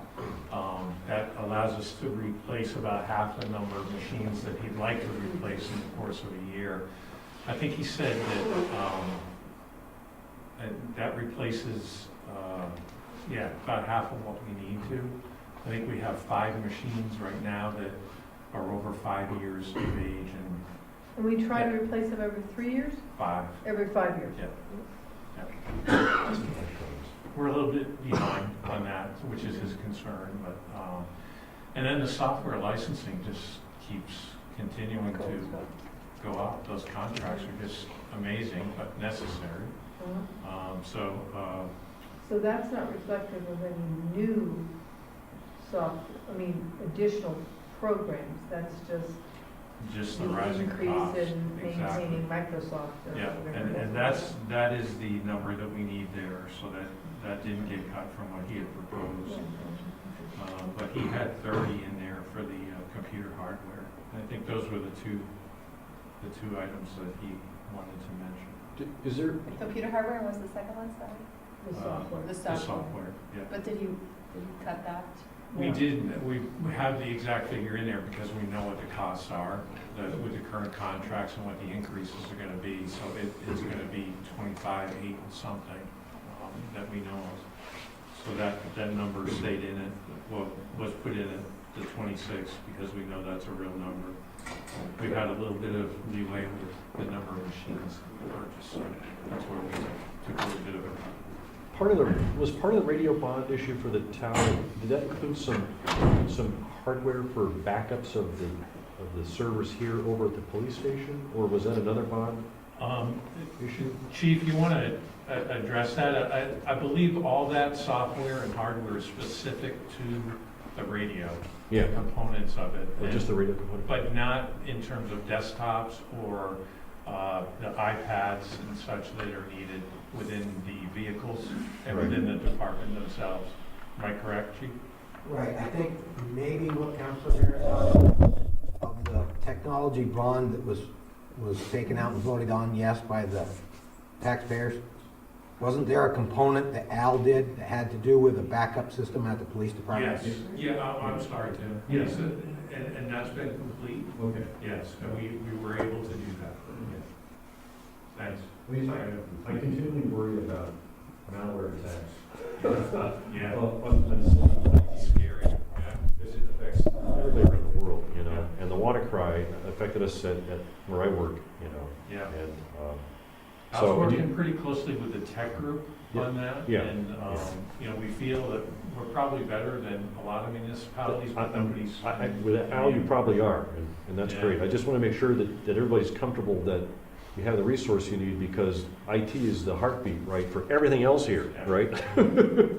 All the cop cars, all the, you know, the fire trucks, and the city clerk, right? Everything depends on the servers, the data, the computers, right? And I don't want to be held ransom. And the you know. firewalls and security. Yeah. So just make sure that we know that things are good, so. We'll appreciate that you said that. Because I'll tell you, I see more spam coming over an sburl.com account than I've seen with any other account ever. And it's no reflection, I'm just saying I've been solicited to like deposit my bank account in Nigeria or I mean, it's like every day I get 3 or 4 solicitations, and I was like, what filter is not finding these things? I want to be your special friend, you know? Yeah. But I need to move $2 million, you know? Yes, right. So, I think everybody's pretty familiar with that, you know? But I could have been a multi-gajillionaire by now if That's I true. answered half of those emails. And it had lots of new friends. Lots of new friends around the world. Okay. That's all I got on those. Any other questions on the computer network? No. All right. Planning and zoning, Paul Connor. Hi, everybody. Paul Connor, Director of Planning and Zoning, Chief Sustainability Officer. Before I get started, I just want to give a plug to the great work that Al's been doing and to reiterate the value of the investing in our hardware and our software. Our department was able to get a couple of new computers this year, and it's incredible what it has helped us to be able to do. For example, Kathy Ann's computer is now a laptop. She's at the planning committee meetings. She's able to take full notes of everything that's going on, follow-ups, and so the next morning we are able to launch right away. Or we're in a meeting with developers in a little summit room upstairs with the nice chairs, and they're able to connect directly to the television, so we can be talking actively about a project, seeing the plans that they've submitted to us right there. It adds a lot of efficiency to our work, and so I'm sure that's copied throughout the city, and so. That's great.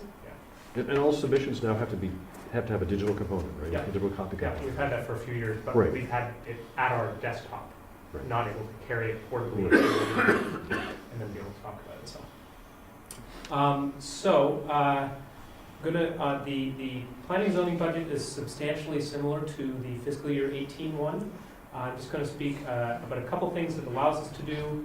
One added feature that we have, and a couple things that we would have ideally loved to be able to do, but we understand that there are the budget constraints that are on all of us collectively. What it allows us to do is have full staffing of our department. That's myself, our city planner, development review planner, zoning administrator.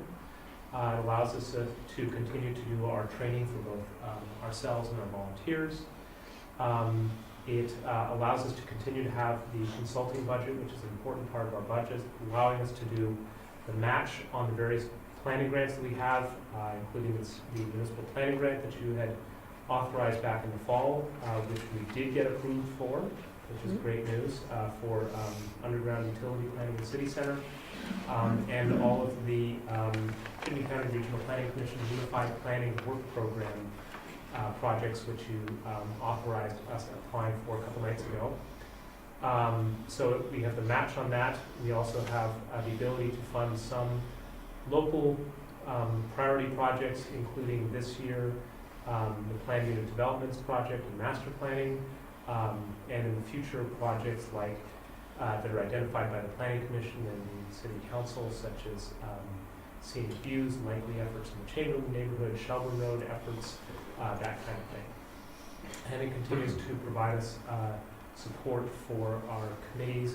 We did make a couple of very minor changes in there. We realized last year that our math on the Planning Commission DRB stipends were under by a hair in terms of if everybody's there for 12 months, that we were under budgeting, so there's a minor change in there to take care of that. I'm excited to show one great new added feature, line 271, special projects.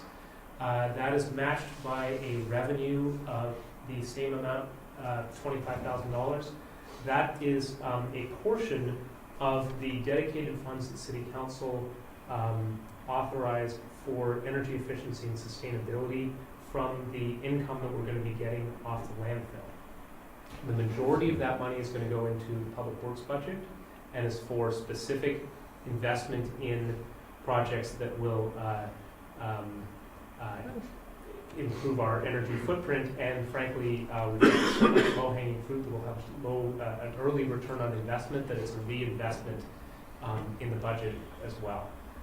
There's a small portion of it, this $25,000, which is in the planning budget for us to undertake some of the planning efforts that we've talked about over the last few months under sustainability,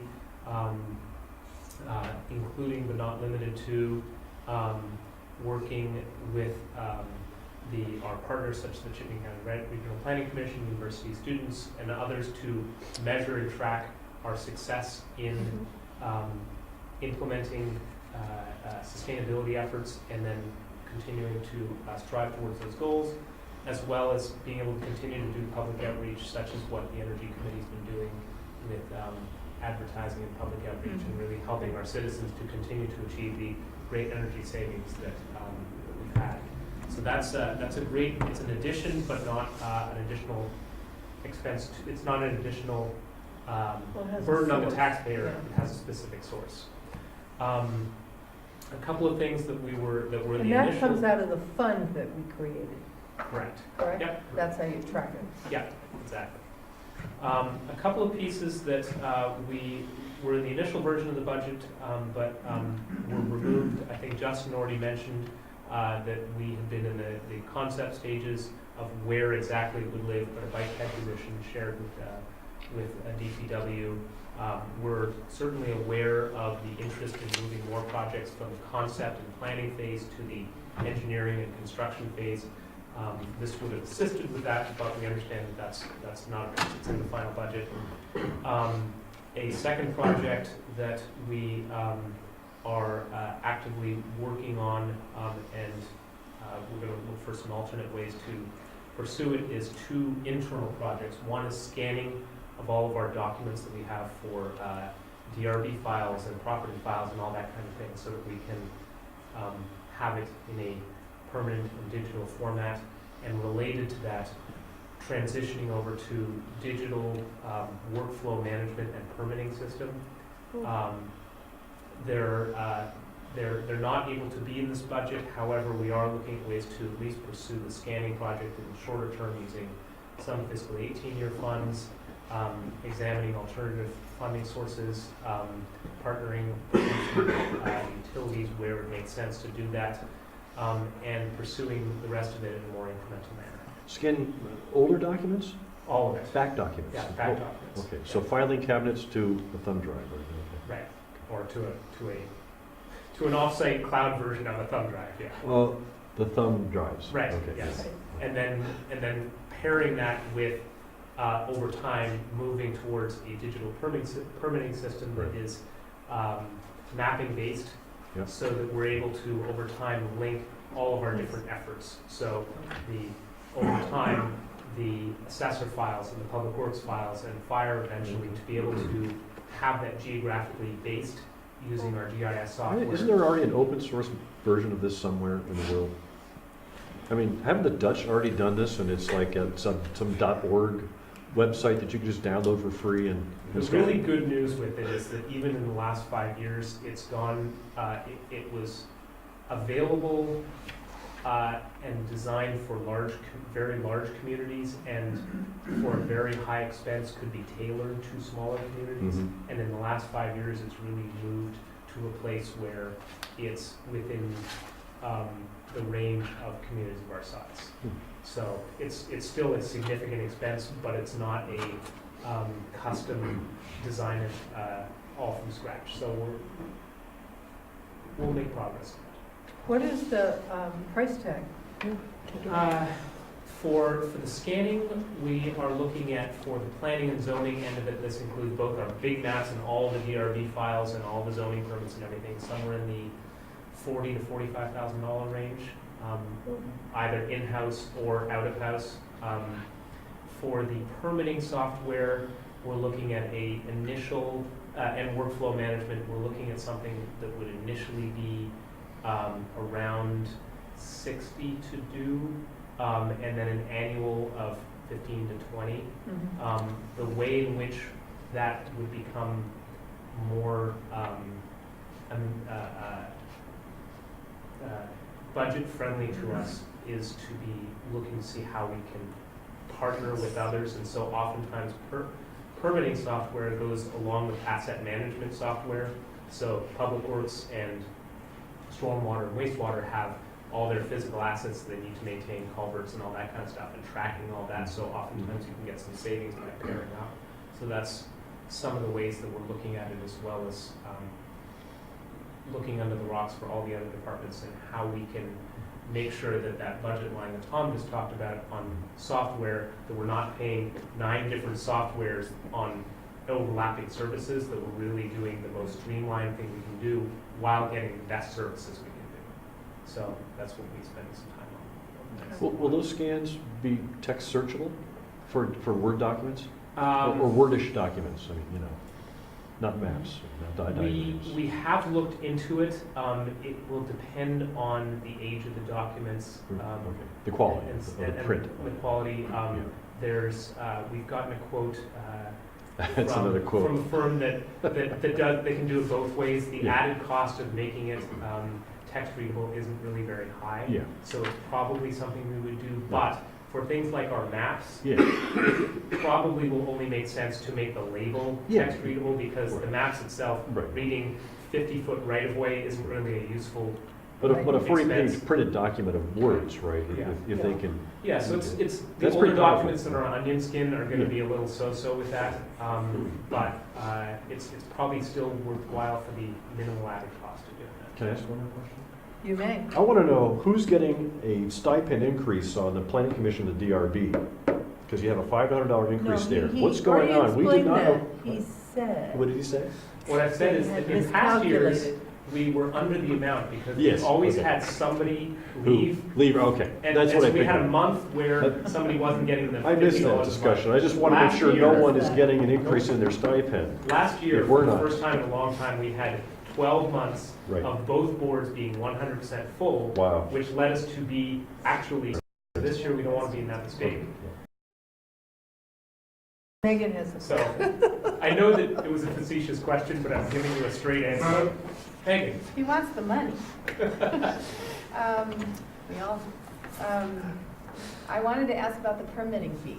Yes. That's also about me. Have you been able to track, has it led to positive outcome? Have there been? The fees updates that we did a few years ago? It has been, can you jump to the revenues there? We changed it in 2011 and really took place in 2012. Building and sign permits and zoning in place. Can you go back in time from 2016?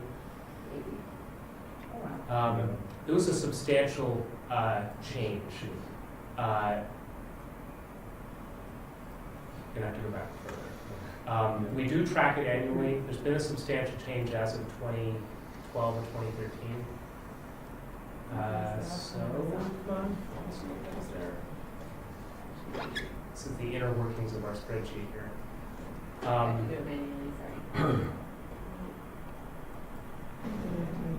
I believe you, Paul. Yeah, so it has been led to a substantial change. The numbers are a little variable year to year, as you've seen. Last year was a low year. Interestingly, our actual housing starts are very consistent.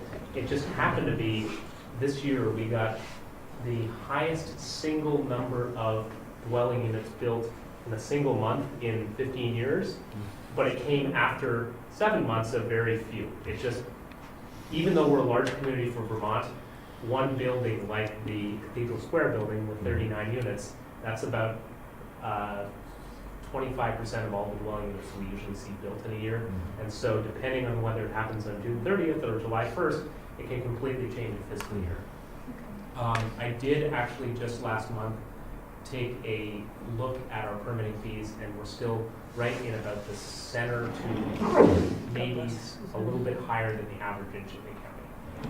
I didn't look at every single community, but taking a sample, we're right in the center of our budget. Okay, so we're competitive, but we have fair prices and receiving fair revenues.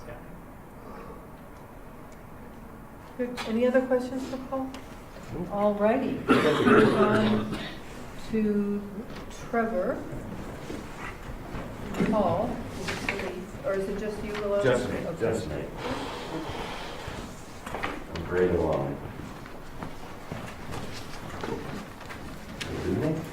You in the audience, Trevor Whipple, the Chief of Police. Thank you for taking time this evening. I'll give you a very quick rundown so that I can defend my time. Mr. So simple. Not a lot of changes this year to fit within the guidance given. Talk about, I guess, what isn't in this budget. Tom gave a quick snapshot in that it does reduce our fleet replacement by 1 car, which I'll talk about shortly, poses not an immediate concern, but a concern over a period of time. This is something that can compound. Another thing that was not mentioned, that way back version 1 in the HRIP was there was an additional staff person requested for, I call them a generalist, a civilian person.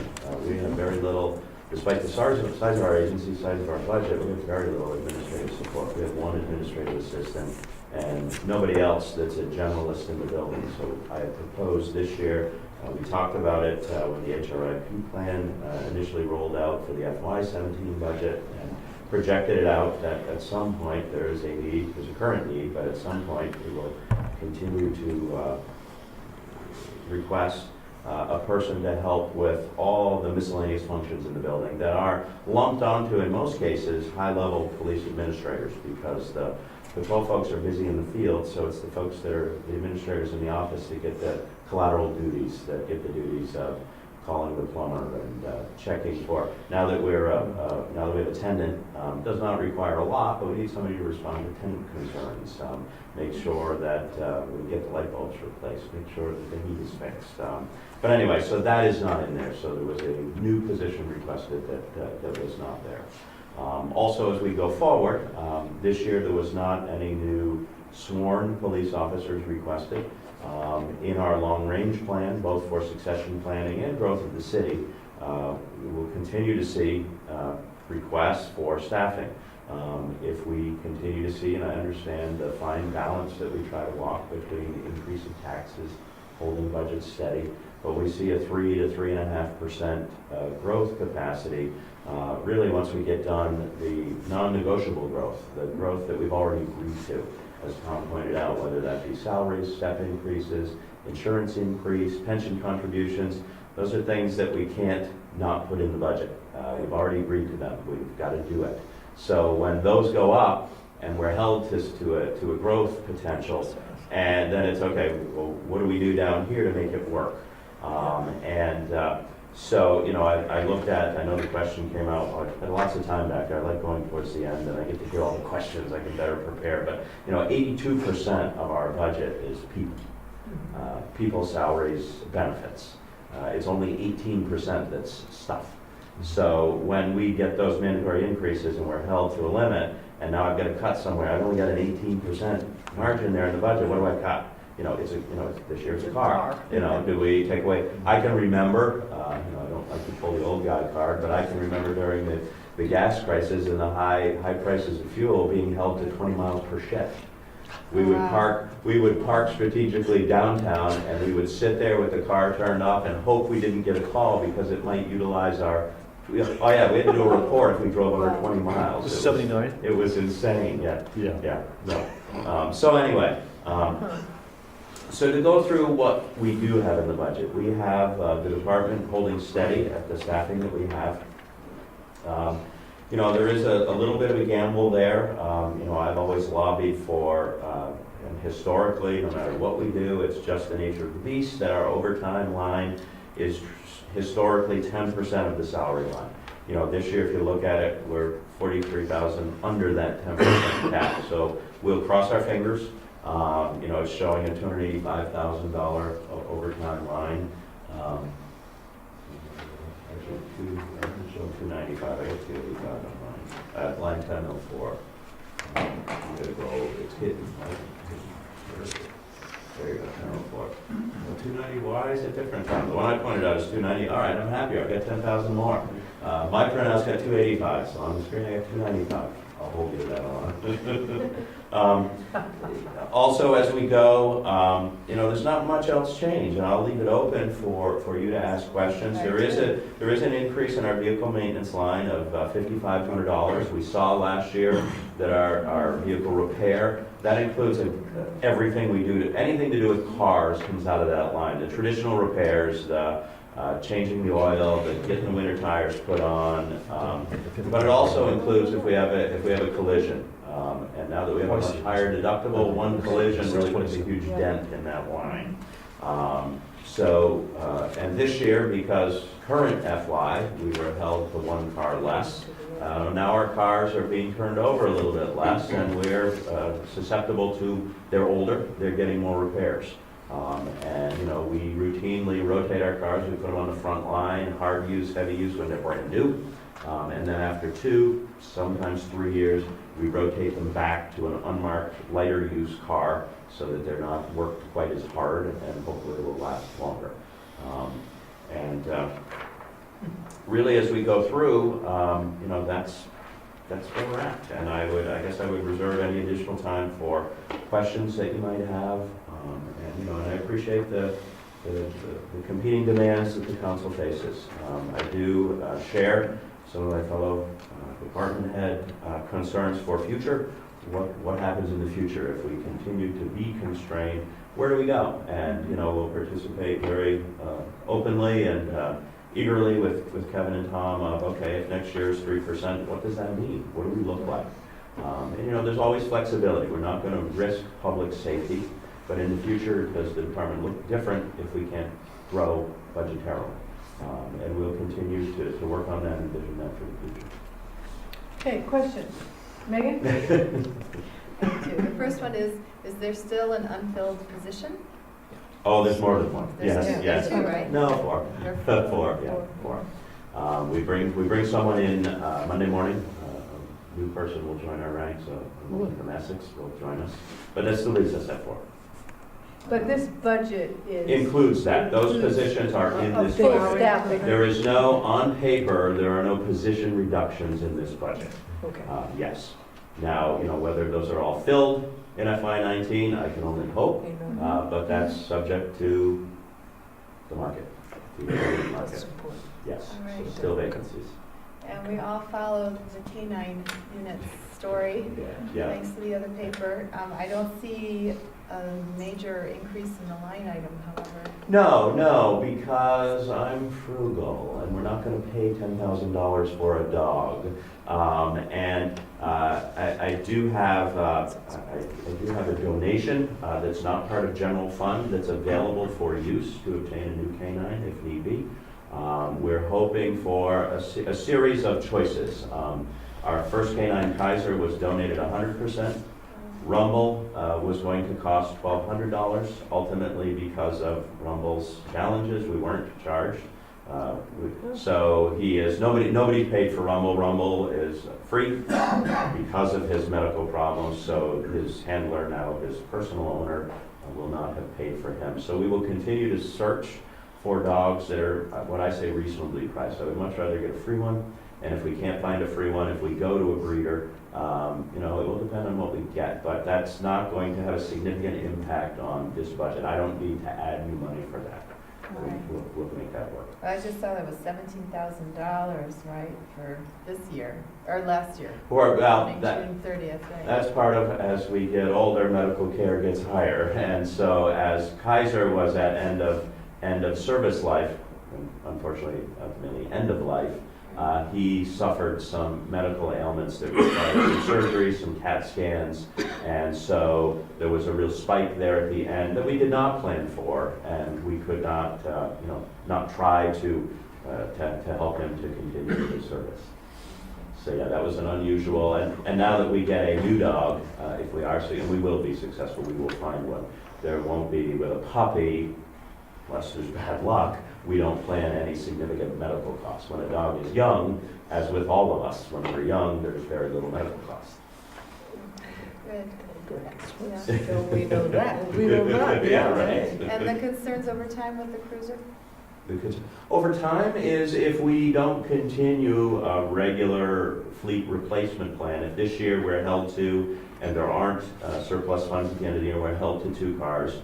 You know, next year we won't see a huge impact. We'll see, maybe we'll run a frontline car an extra year. So we'll put an extra 40,000 miles on a car next year. So instead of retiring a car from the front line at 60,000, maybe we'll push it to 80 or 85,000. But if the following year we're held and we can only replace 2 cars, eventually we'll see a car on the front line that'll be pushing 100,000 miles. So, you know, it builds over time when we're not able to pull those cars off the front line, the fully marked police cars, in 2, 3, particularly 4 or 5 years. When I came here, we had been held in 06. We had not had a regular fleet replacement plan. We had frontline cruisers that were 125, 130,000 miles. Concerns me because that's not the true miles on a police car. When you see 125,000 miles on a police car, that's probably half true, because a lot of our engine time, a lot of our wear and tear on the car is idling on the side of the road, idling at a call with our lights on. So they really have a lot more use than what shows on the odometer, and we don't have hour meters on them. So, you know, over time, Councilor Emery, if we don't continue to replace frontline cars, we will see the mileage gradually build on these cars because they go another year or they go another 6 months in the high use end, and they will cost more to repair or potentially get to a point where they're just not worth repair, so we lose a car out of the fleet. And now, you know, I've got a shift overlap with 8 officers, and I've got 1 officer in the building saying, I can't go to a call till the outgoing shift brings the car back so I can go to a call. Or we end up putting 2 officers in a car, which has value in some instances, but we run single officer cars so that we can get a better coverage to our community. If we're shorted on cars, then we put 2 officers in a car, and that means we can only go to 1 call at a time, and if that call doesn't need 2 officers and there's another call, well, you're stuck with 2 officers till we finish the call and then we go. Well, I appreciate your telling us about the 18%, because that is a very small window to be able to cut from, especially when, you know, we're looking for some dramatic cuts this year. So we appreciate that.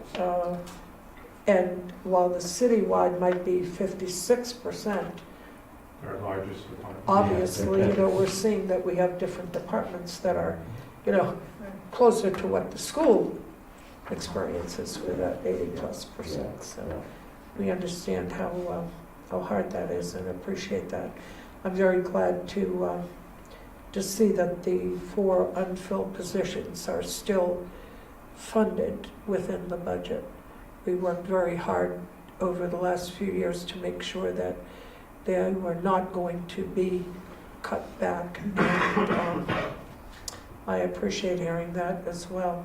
I'm disappointed that we can't replace the vehicle, but I appreciate your being candid with us about what we need to look at going forward, because you've sat here before and we've cut the budget for that, I know.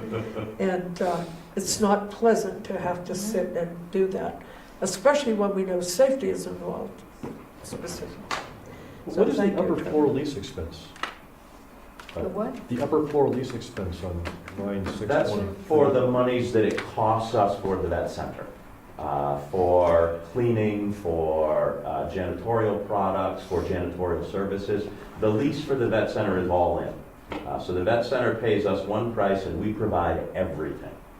Okay. Does that include like utilities? Yes. Or? Yep.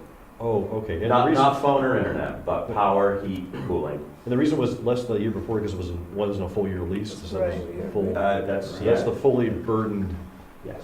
landlord cost. The full That, rollout. oh, okay. Thank Yeah. you.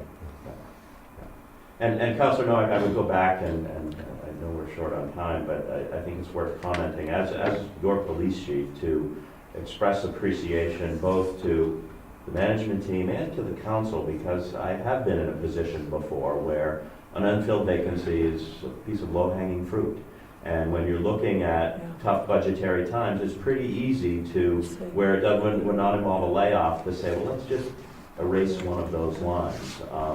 And, you know, we are having a challenge to fill them, but I do have to express personal and professional appreciation for the fact that we are leaving those on the books, providing us the opportunity to fill those, because once they go away, it's really hard to get them back. It is. Get them back. And I think as a community looking forward, we need those, and so I thank you for allowing them to remain. Trevor, can you talk It's to important to community us. outreach as it relates to your FTEs? Yeah, so what it does do is that it does provide us a little bit of flexibility within the budget. So what you don't see in this budget is you don't see any expense for our mental health resources. We are working right now on standing up a community outreach team with other communities where we will have, I hope, a full-time, because we are, I argue, the needed community, a full-time mental health clinician. What we'll be able to do with those unfunded vacancies is we'll be able to take some of the funding that's allocated to those and use that to pay for a mental health clinician, which will then relieve some of the pressures on our patrol staff because it will take some call volume away. So it does provide us, by leaving those there, it provides us a little bit of flexibility within the budget to do some creative stuff. Still labor, still very much in providing services to the community, but just in a little bit different way. You know, the Vermont state unemployment rate is like 4% or 4.1%, right? But when I talk to some people about it, they go, that's an unemployment rate number, but there's this whole depth of young people below that number that are it's a resource that's not being tapped effectively because of whatever cultural changes happened in our country in the last quarter century, right? And I know that VTANG is having trouble recruiting people, right? And I know that other police departments across the state are having trouble. So the question is, how do you get young people interested in public safety, national safety jobs, to get them on the conveyor belt, to get them into that process so that they get a career in it? And so I don't know. That's a really big challenge. It's a challenge. It's a challenge. We're reviewing that every day. We're looking at different means to recruit. Where, you know, some of it is just it's generational. Yeah. It's the employment market.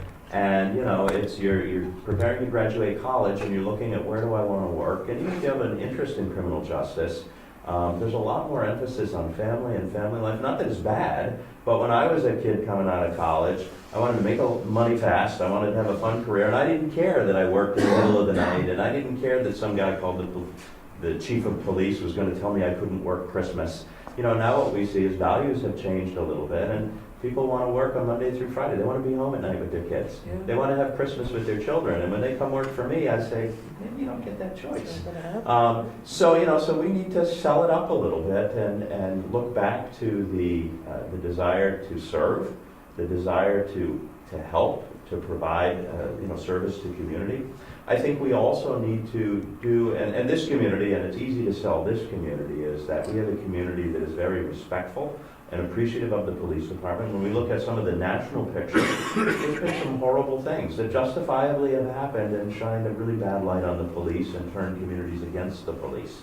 But for some of these young people, when they see what's going on in the news, and they see police officers being gunned down in their cruiser just because they're a police officer, that provides a little bit of angst to some of these young people about, is that really what I want to do? So what we need to do as a community is we need to sell the community image. We need to sell our citizenry and say, the likelihood of something like that happening in South Burlington is this big. You know, the likelihood of somebody wanting to buy you a coffee or stop to say thank you is this big. So we will continue to study the market. Does that happen? I'm glad to hear that. Does that happen? I went to the bagel shop the other day to get lunch, and when I got up, the clerk said, "You're set." And I said, "I cannot accept a free lunch from you." He said, "It's not from me." I said, "Who's it from?" He said, "I can't tell you." And I said, "You have to tell me." He said, "I can't." He said, "Let's just say somebody else in this building has bought your lunch, and I can't tell you who it was." So yes, occasionally it happens, and it's nice. It's nice. I like it. Yes. So yes, so Counselor, if anybody has any ideas, we are open. I think some of it is, you know, what I telegraph out is, frankly, this communication this evening. This communication about how we have an open, engaging council, we have an open, engaging taxpayer base, and you know, we want to get that message out. We want to continue to spread that, and it's not us; it's nationwide. It's not just statewide; it's nationwide. Thanks. Any other questions for Trevor? Well, thank you very much. Thank you. And as always, thank you for all that you do. Thank you. Absolutely. Fire and ambulance, Doug?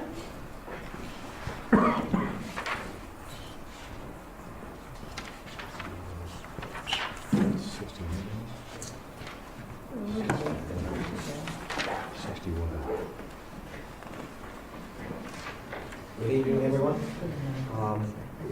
Doug Brent, Fire Chief. Just quickly before I start, I got to put on my taxpayer hat for just a minute, because we've heard a lot of doom and gloom about budgets and so forth. I got to tell you, as a taxpayer, a resident taxpayer in South Burlington, my $1,500 a year that I pay in taxes, I'm not the least bit insulted by that. And I guess probably I'm an insider too, because I see the work that my staff, not just at the fire station, but the city staff does on a daily basis, the amount of work that they're able to turn out, Justin's people, Trevor's people, the city staff, I think we're getting a heck of a bargain, but that's just me. And I watch the football game, and over again, they talk about family cell phone plans and stuff that cost a whole lot more than my $1,500 a year that I'm paying for taxes. Sure. My $2,400 a year that I'm paying for my cable TV and internet service. Somehow I don't think my $1,500 is money bad spent, but I just want to get that out there, because we have a great work staff here in the city of South Burlington, and as you might have seen Justin's crew lately with all the plowing and so forth that they're doing. My guys, between 8 o'clock Christmas morning and 8 o'clock New Year's morning, they did 95 calls. Yeah, there was a day that they only did 6, but there was another day they did 21. 9 of those were after midnight. So there's a lot of stuff going on in this city, and I think we're pretty well served by the gang of folks that we have here. So a lot like Trevor said, there's not a lot of new things in our budget. There's probably no new things in our budget for the most part. When I spoke to you in 2015, we were averaging about 9 responses a day. Now we're up to 13 responses a day. The thing that gets me about the 13 responses a day, if that was 13 stretched out over a 24-hour period, that's doable. The multiple calls are the things that are bothering us, and they're stretching us to beyond our resources. When we get 3 and 4 calls right in a row. Shift the other day did 9 calls before they ever came back to the fire station. They left for the first call, and before they ever got back, they did 9 calls. It's one right after another, after another, after another. I got a call from a teacher at the high school one day when they had a false alarm over there. He was disgusted that it took the fire truck 6 minutes to get there, because we're right across the street. Well, guess what? The fire station's right across the street. That doesn't mean that the fire trucks are in it or the guys are there. There's a lot going on in this city. So I too, like Trevor and Justin, Justin announced the other day at the department head meeting that he was finally going to be up to full staff for the first time, and I don't know how long. Monday, I'm going to finally be up to full staff. Oh, good. We have 3 folks starting on Monday morning, which is very exciting to us. Very exciting to the staff that's having to work overtime to fill in those places now. So Tom had asked for me to tell you, or for our department heads to tell you, because of the budget cuts, what are the things that we're not going to be able to do this year. There's several things, but probably the ones that mean the most to me and mean the most to our operation. Well, for vaccinations, we're required to give people vaccinations if they need them, but the line item was cut to 0. So if we have a new hire that needs vaccinations or needs their pre-employment physical, we don't have any money to pay for it. It's been cut down to 0. How much was that, Chief? $1,000. This is for people applying for positions that might need vaccinations that they Correct. hadn't had? Correct. And by OSHA laws, we're required to provide those. So it's But- not people that are on the job now. Yeah, would be It's covered people by that would it. be coming in. Yeah. So, Oh, is it they're a not gam- covered is by it a health gam- insurance yet, so Correct. that it can. Is there a gamble that we won't hire anybody in that 12 month? By all means. But if they do, we don't have the, we'll just find it somewhere else probably. We would, the history is Yeah. that it hasn't happened, so we would obviously find the money, but we've taken it out Mhm. for that. Another thing, under uniforms, last year, to soothe the budget impact, we said we would do half of the staff last year with winter jackets and half of the staff this year with winter jackets. The half this year that's gonna get done got cut out. So, Well, it's not very cold. no, it's not, it's not. Good thing Uh, it was this year.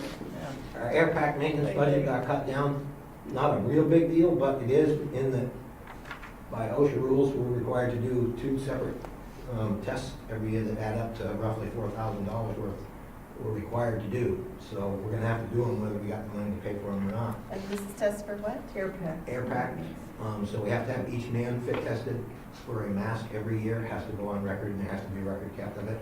Each one of the packs has to be tested by a third party to be sure that it's working and working properly. Yep. So- What about the compressor? And then, Compressors in the budget. yeah. It is in the Yeah. budget. We got it in. They got You it got in. it. And Okay. as Tom and I have Okay. discussed, we will get all the preparatory paperwork and bids and everything all done for that. So on July 1st or July 2nd, they will get that new piece of machinery. That's good. We promised last year that we'd do what we had to do to keep it going.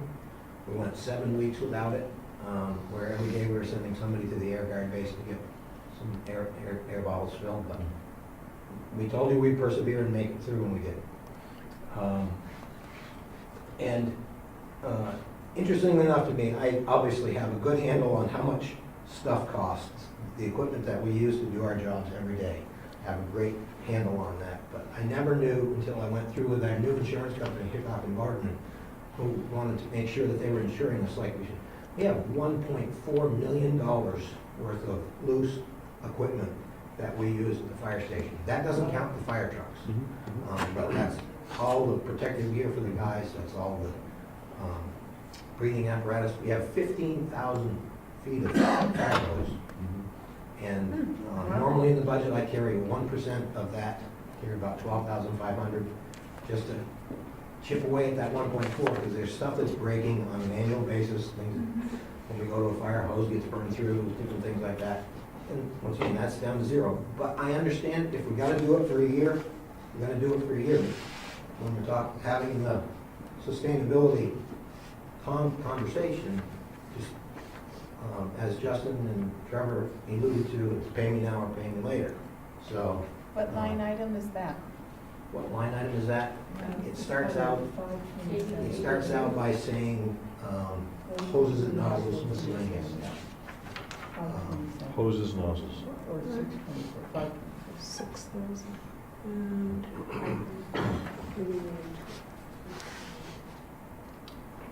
How about a new video projector? Is that in here For, for the firehouse? no, No. no. You're making fun of my video projection. Well, it was a little dim. It was a little Yeah, it dim. looked like it was an old unit. It probably was Yep. So no new, No. no, okay. Nope. Are there codes under public safety equipment, or is that the air packs? I couldn't hear you. The coats. The codes or the air packs, there's public Culture safety uniforms, which I equipment. believe is the last four digits of 24. 24. Um, Uniforms, uniforms, electrical, it's called. And the air packs? Air packs maintenance, 31. Yep. 531. They're just as fast as I think it's 531. Well, I'm talking about, telling 6,000-31. That's copier. Oh, sorry, 500, line Air 500. packs, I see. Line 500. And Sorry. I kind of echo. You alphabetized it, it would be so easy. I'm kidding. I echo Tom's comments at the beginning when he said that the CIP for what it was set up and intended for needs to be revisited and relooked at. Because over several years with different departments, things have been set behind. We have a pickup truck that was slated in the original CIP program to be replaced 4 years ago. We still got it every year, just keep getting it back murdered. And that's fine, but as Trevor alluded to, Yeah, at when you some keep point it, it isn't. it just costs that much more. It's already had one new motor put in it.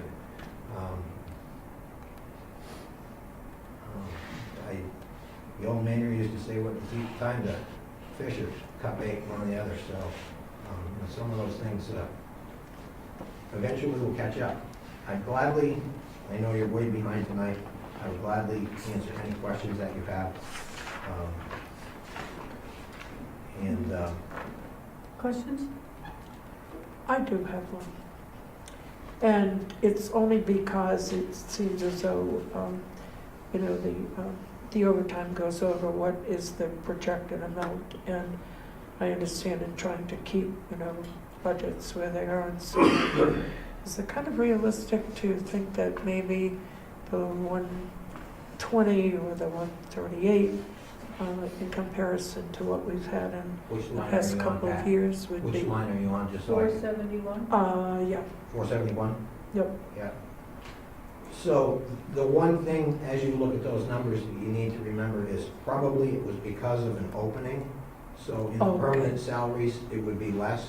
Yes, we are paying out time and a half. I have forgotten that, yes. Versus time, but generally speaking, and probably Trevor's business the same way, when we lose a person, so it's coming out of the overtime funding to fill in for them, but the salary, remains salary item is less. And that makes sense. Yeah. Thank you. Yeah, by all means. Appreciate that. Any other questions? Megan? No? I see some circle. You already asked me. Yes. Okay. Well, I do. Oh, One. Pat has another one. And I probably should have asked it of Trevor as well before. And I had asked Trevor at one time, and I don't think I've ever asked the chief here. Does your crew have to administer Narcan at all? Often. Often. Is it still being provided to us by the state Yes, at this time? at this time, yeah. So they haven't talked about us being charged for this? No. So interestingly enough, Narcan made it into the news 2 or 3 years ago. Big deal. It was made a really big deal. We've been given Narcan for years. Okay. I always joked, I used to buy it in Barry by the 55-gallon drum. That's how often we were given it. Wow. And that's not to be a joke, but it just, Right. this is not a new thing. It is new to have somebody give it to us, though. And like many of the drugs that have been in the national news, the other thing about Narcan is once it became really popular and became the in thing to talk about in the news, gosh, the price went up. Yeah. Much There like was an the- article in the Imagine Free Press that. about Much like that. the EpiPen.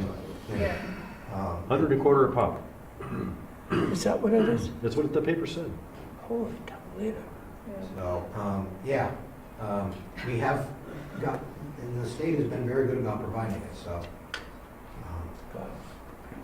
There's plenty Saved of other lives. drugs that we buy as well, but, yes, we do give it quite frequently. Our police have just recently been provided with it as well. So if this had to be added to our budget, if the state made a determination they were not going to provide this to the health department or whatever, this would add significantly. Well, when I say significantly in a line item, What I hate to say, Pat, is we didn't lower the budget when the state started giving it to us. We've been buying it right along. okay, Probably, the price has probably So- gone up some since, in that time, since it's become a. yep, But, Wow. I'd ask one of the guys how many times a week we might give Narcan. A couple times every week, maybe, average. Is that public information that somebody could ask for, is a listing of the dates? We could probably run a report and Okay. say that. But does like UVM ask you for information like that, or does the state ask for the information to do Well, we're surveys? in a state reporting system, so every one of our Oh, okay. patient care reports that gets generated by us goes right to a main computer. Okay. So they know how many Exactly. They know. yeah, Narcan. Yeah. We just got into that program about 3 or 4 years ago. The state finally started it. And some of the statistics that have been turned out relative to emergency medical services and some of those things have been really eye-opening, to say the least. So do you also give Narcan to a family member who has a family member No. addicted? No, No. you don't do that. No. It's a different program. Yeah, Yeah. yeah. I believe they can get it at the pharmacy. Okay. Any other questions? no, that was my big one. Thank you. Okay, thank you very much. Oh, Glad we have oh, 3 guys. For all you starting. do, and I'm so glad that you'll be fully staffed Yes. on Monday. That's good news. Bundle up on Saturday. Yeah. Yeah, I was gonna say, does anybody need another report? I made a copy in case. Yeah. Right, it's gonna be chilly willy, It's scary. for sure. It is Oh, Yeah, I scary. hope you don't have any fires that you, Oh, God, Well, I don't know wait. what the children afterwards gonna be. I hope we don't get it. yeah. But you know that a lot of electric heaters are gonna be on. Yeah, and you know, water freezes. Yeah, water. Oh. Okay, finance. Think of any questions afterward. You know how to go. Thank you very much. Thank you. Finance, who's gonna do finance? Are you? Okay. I think we'll put it up. If you have any questions on it, it's almost identical from last year. It's a small budget. Usually put it in so that Sue has an opportunity to actually speak rather than just do the Excel sheet. So I have a question in terms of, we're in our 4th year with the same auditor, right? We're in the 5th year. The 5th year. So Yes. next year, this budget, we may go out for another bid. Yeah, so in the contract, it was, excuse me, we're in the 3rd year. Oh, The 3rd year of the current contract, but Ron's actually done it for us longer than that. The current contract says 3 years with the option of 1 or 2 additional years. So after the town meeting this year, you appoint the auditor of accounts. And at that point, you can say, we'd like you to rebid this, or we'd like to extend 1 additional year or 2 additional years. You'll be presented with that after the vote, after the election. Is there a fairly small group of audit, sorry, I didn't mean to. Is there a fairly small group of, in the auditing community that you have a choice to go out to bid with? Yeah, it's a good question, Tim. Last time we went out, we had 2 bids. 2. To get submitted. We probably had 4 firms ask us questions about it, but 2 actually submitted. And our HR Smith was about half of what the other firm was. Does our auditor do other towns in Chittenden A lot County? of them, a lot of towns and school districts, that's almost all that they do. Yeah. When we go out, do we do it as an FPO? We do an RFP, and Oh, I mean, we thank do you, it in RFP. conjunction with the Right. school district so that we have the same auditing firm. Oh, use the same for both? Okay. Yes. oh, okay. We're able to get Makes a better sense. contract price. Probably Yeah. saves I some. think Tom brought it up. And they have the same You did. treasurer. You did. Yeah. Yeah. And, Well, before you said anything, though, I interrupted you, so is there anything we need to, that you wanted If you to have point any out? questions But- on any of that, that was pretty straightforward. Yeah, yeah. So any questions? No. No. All righty. So the final, community development, sort of a small topic. Inconsequential, right? Is that why it's the last Right. one? The city center. I don't actually have a specific budget within the general fund. It's within It's the area within- of budgets, yes. Yeah, so it's, so I'm folded into, or our department, which is 2 people, is part of the city manager's office. And we had asked for an additional half-time person this year, which we did not receive. So I wanted to talk about that a little bit. And I also wanted to talk a bit about something that is in your budget, which is the transfer to the CIP reserve fund. And I am very grateful that Tom only had it by 110,000. Extremely grateful, and I just wanted to talk about what that means and how that reserve fund functions in terms of city center and the TIF district and this opportunity that we have with the TIF district and realizing some of the conference goals. So, and that's down to the very bottom.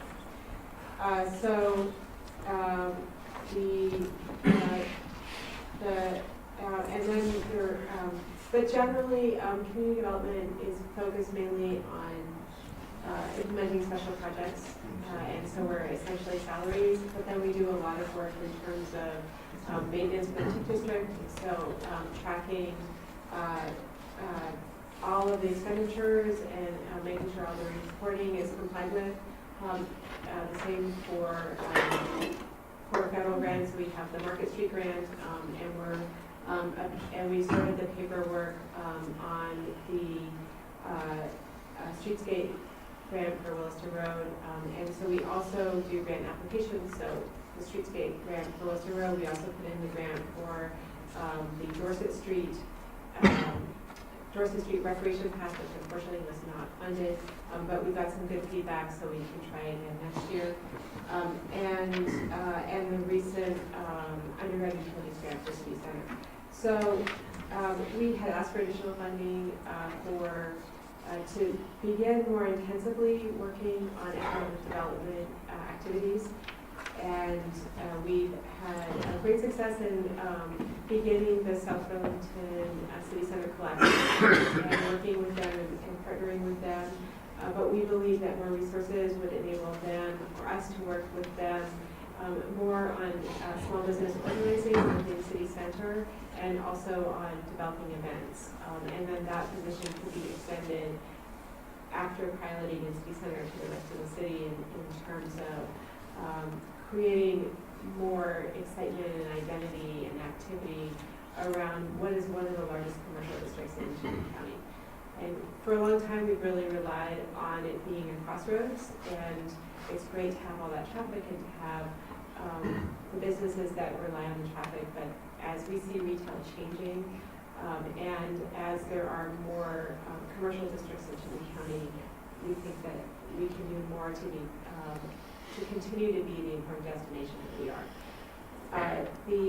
And that was scheduled further in the future in the HRRP, so we have asked for it to be bumped up, but we understand that there are obviously many competing priorities. When your voice drops, it's Sorry. hard for me to hear. I can Just speak a up. little louder. Sure. Thanks. So we understand that was not feasible this year. We are also very grateful, as I said, that we've only dropped down 110,000. We see that the contribution to the capital improvement CIP reserve fund, which has enabled us to pursue many projects in City Center, that this annual contribution, which we had finally reached 860,000, which we see as the minimum to really sustain moving forward on many of the projects, not all of the projects, but many of the projects that are within the TIF district. And we think that the 750,000 will at least enable us to look at that number again next year and possibly build back, although as we go through the exercises over the next 3 months, we're interested in seeing what the priorities of the council and the community are. The reserve fund functions as both in order to fund the city's share of tax increment financing projects. So there are 4 projects which require a city share.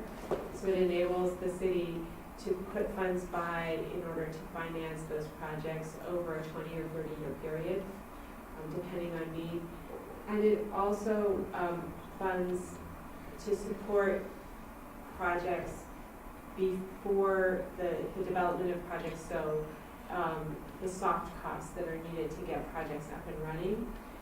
And it functions to allow us to get a little bit ahead of the tax increment financing. So where we see developers have developments in the pipeline, that those are not actually producing revenue, we have a 5-year window, which we were just about 1 year into, or possibly we're a whole year into, beyond which we can't invest anymore. And every time a development occurs,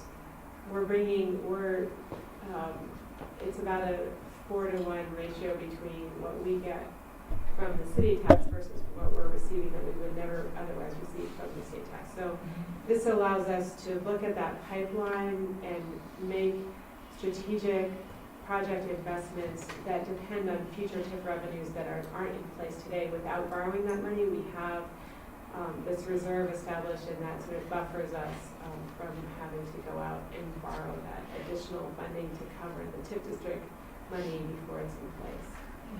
Will the $750,000, how does that relate to or potentially going to the voters in November for a bond for the library? Does that give us enough flexibility for that? Yeah, the reserve covers what would normally be the taxpayer's portion of the payment on the debt for a library, let's say. When Alana did the early projections years ago, the ramping up to 860 meant that certain projects could get done based upon the projected TIF income. Dropping it $110,000 on what is effectively our third project, but our first big project, will not have a significant impact on that decision. All right. Okay. That's good. Future projects, yes. Might, yeah.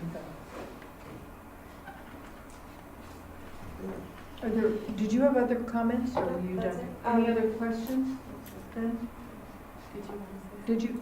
Yeah. I was going to mention that in future years, we would like to ask the council to consider funding public art projects, which is something that has not been done in Burlington outside of a specific capital project, to begin a program of public art that for the community that's citywide. All right. Well, I'm disappointed we can't afford the halftime or the additional person, because I think this is an area that's really important. And we have some timelines that are, can make you a little nervous about meeting and, recognizing how tight a set of employees we have working on this.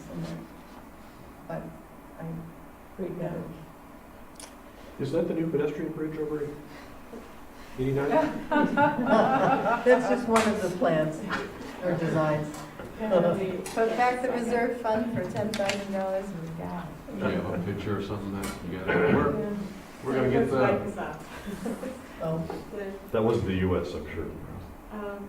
Sure. Okay. Any further comments or questions? Not for Alana, but for our city council budget, I have one. Okay. What's our designated reserve fund for city? What is it designated for? Yeah, so it started out as the abatement payment from the airport for the amount that we were losing and had to pay out. That's right. Once that went away, which was just this last year, we've kept that in as a designated reserve fund, so that if there's something that we needed that money to go to, we had a source that it could be taken from. Do we complete our payments to the airport? Yes. For the, okay. Yes. It's like just two years of So that's just a little bit. 120. Those 2 years of about Some tax, $60,000. yeah, Yeah. and that's done. Yeah, that's my concern. Complete. So, yay. So are we gonna deliberate? Yes, are there, the next item is possible adoption or discussion, so let's discuss this budget. I will start, I'll take the plunge. I never put out the 3% figure. I always thought that after many years of 3% or under 3%, that at some point it's gotta give. And I was feeling just from the gut that this year was not reasonable to go before 3, and this is before we even saw your numbers. Now that we have the school district coming in at a level that it's sweeter than I ever could have dreamed, I don't think it's time for us to cut more. I really don't. I think it's time for us to add. And I haven't included the city council designated fund, reserve fund, or the sick bank, which maybe I should. But what I have done here, and just listening to the heads of departments, is add another $6,000 for the IT hardware, add the police department's cruiser for $35,000. I'm sorry, what's that? The police department's cruiser for $35,000. Add the DPW's striping. Now I just put it in for 10, but I'd like to have it more because Justin seemed to indicate that even with the 10 we have in our budget, that's not enough for just what we need to do beyond what our PED and Bikes Committee has recommended as necessary safety. Can I striping. clarify that point with you, Megan? Yes. I think as Justin described the other night, the department has a set of work, and striping is important, but striping as a summer-long project or season-long project falls farther down and it becomes victim. Even the 10,000 currently, we have to do the turn signals and so on. Are you basing the $10,000 number on a desire to get X amount of miles striped? Or are you saying to us, come back to us with a figure on getting the bike and peds list striped in the summer of whatever the summer? Right, that would 2018? be a That may job be a- that you would do better than I do. I'm going off their numbers. That may be a different number. Yeah. So I want you to be aware that $10,000, if that were to be added, dedicated striping may get you X amount, and maybe you want 2X. Yeah. So would you be willing I would be to have willing. us come back with some kind of an estimate to get you somewhere down the list that the Bike and Ped Committee created? Yes. You actually don't have to approve really until the 16th, but I just don't want you to get a number that doesn't get you where you want. Okay. I'm happy to look at the numbers you would provide. Department of Public Works, at least for the $25,000 for the paving. I would like us to investigate whether more could be. I mean, that's not for deliberation. Thinking about bike lanes. I still would like us to pursue the regional idea that I put out there for bike lanes throughout the county. I'd like to return fully the $21,000 reserve fund. That's in your column there. The fire departments, now perhaps you can help me there too. To me, the air packs seem to be important for $2,500. I mean, maybe Chief Brent, you'd have a better indication of what is important. Of those priorities? Yeah. You think I listed? Yeah. Like I said, if we're looking at a one-year hit, I would gladly give up the $12,500 in fire hose and equipment that we had on there. But I think the and certainly the jackets for the Winter guys coats. and like Tom said, I think Tom answered the question properly. If we have to find some money somewhere to give somebody a vaccination or a physical, we will. So I would look at those two things as the most important probably. The winter coats and the air packs? Correct. All right. And then I'd like to restore the TIF reserves. So winter coats, I'm sorry, what's the number on that? 4,000? The And TIF, what were the air packs? oh, 2,500. The TIF reserve, I would really like to keep it where it is. I want to restore the $110,000. That brings me to $213,500 more, which is, now, you do the numbers, 3.75%, give or take. That's my little calculator. Find the zero on the screen, I need the total.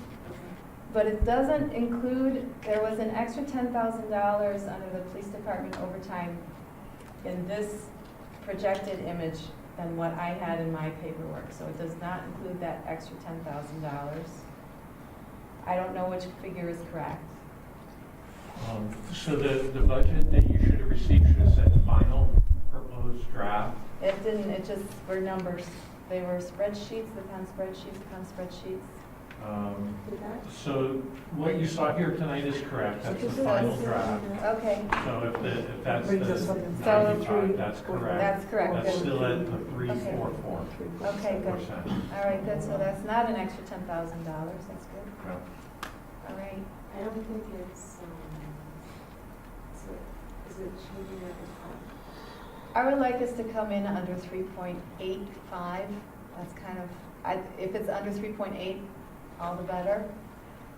But I think that with the school budget coming under unbelievably 2%, the city has been cutting in order to allow the schools to maintain, and we can't do it this year. We just can't do it. And I don't dispute anything that you say, Megan. My concern is that with the problem that the school had even passing budgets last year, that I think there's some negative connotation of the schools. And in addition to that, they are going after a bond issue, which, and we will need bonding going forward. But if it's for the TIF, ideally, it's something that we could pay, that we have to put the public's funds behind it, but that we would have it in our reserves and in the incremental taxes that we receive to pay it. So it would be a wash for the taxpayer. That's the design anyway, yeah. I mean, that is the design. And I mean, and it is true that, you know, the residents do need to know what it does cost to run the city, and our cutting, to compromise is not in there. I'm wondering if with the suggestions that are being made, if those are the ones that each of the departments, I mean, we did hear from the chief, but if those are the ones that would be their priority for restoration, and should we hear back from them if that is? I specifically asked questions about them, and that's Well, what led me to that I write know. down those Yeah. numbers. But I'm not if sure that they understood. I mean, we that that have would 3 heads here, and Tom was come back. representing some of them. But he did really stress the hardware, that Al was very concerned that we weren't, I mean, this is the basic every 5 years, right? Same with Well, the it is. cruiser, right? Same with the jackets. And if in a year where we cannot replace these things, like in years past when the school board had 6%, right? I understand, but here we're at 1.74%. This is the year for us to replace every 5 years, every, number of miles, every whatever. But we are looking at the bonding too that we're gonna be looking at. And I'm not saying that that raises it up that much if you're looking at 3.7 versus 3.44. You know, I'm not, you know, opposed to us looking at those items, as long as those are the areas that we feel are the most critical to restore. I have not included the sick bank, and that's a concern of mine too. Well, we have that to worry about, we do. But we're also looking at, we don't know where our contracts are gonna come in this year either. I know we can't talk about that openly, we don't know, but I think that we have an idea of what we would like to see come out of those negotiations. That they could come in higher than what we're expecting anyway, you know, so that's what I'm concerned about. Those are just my comments in there.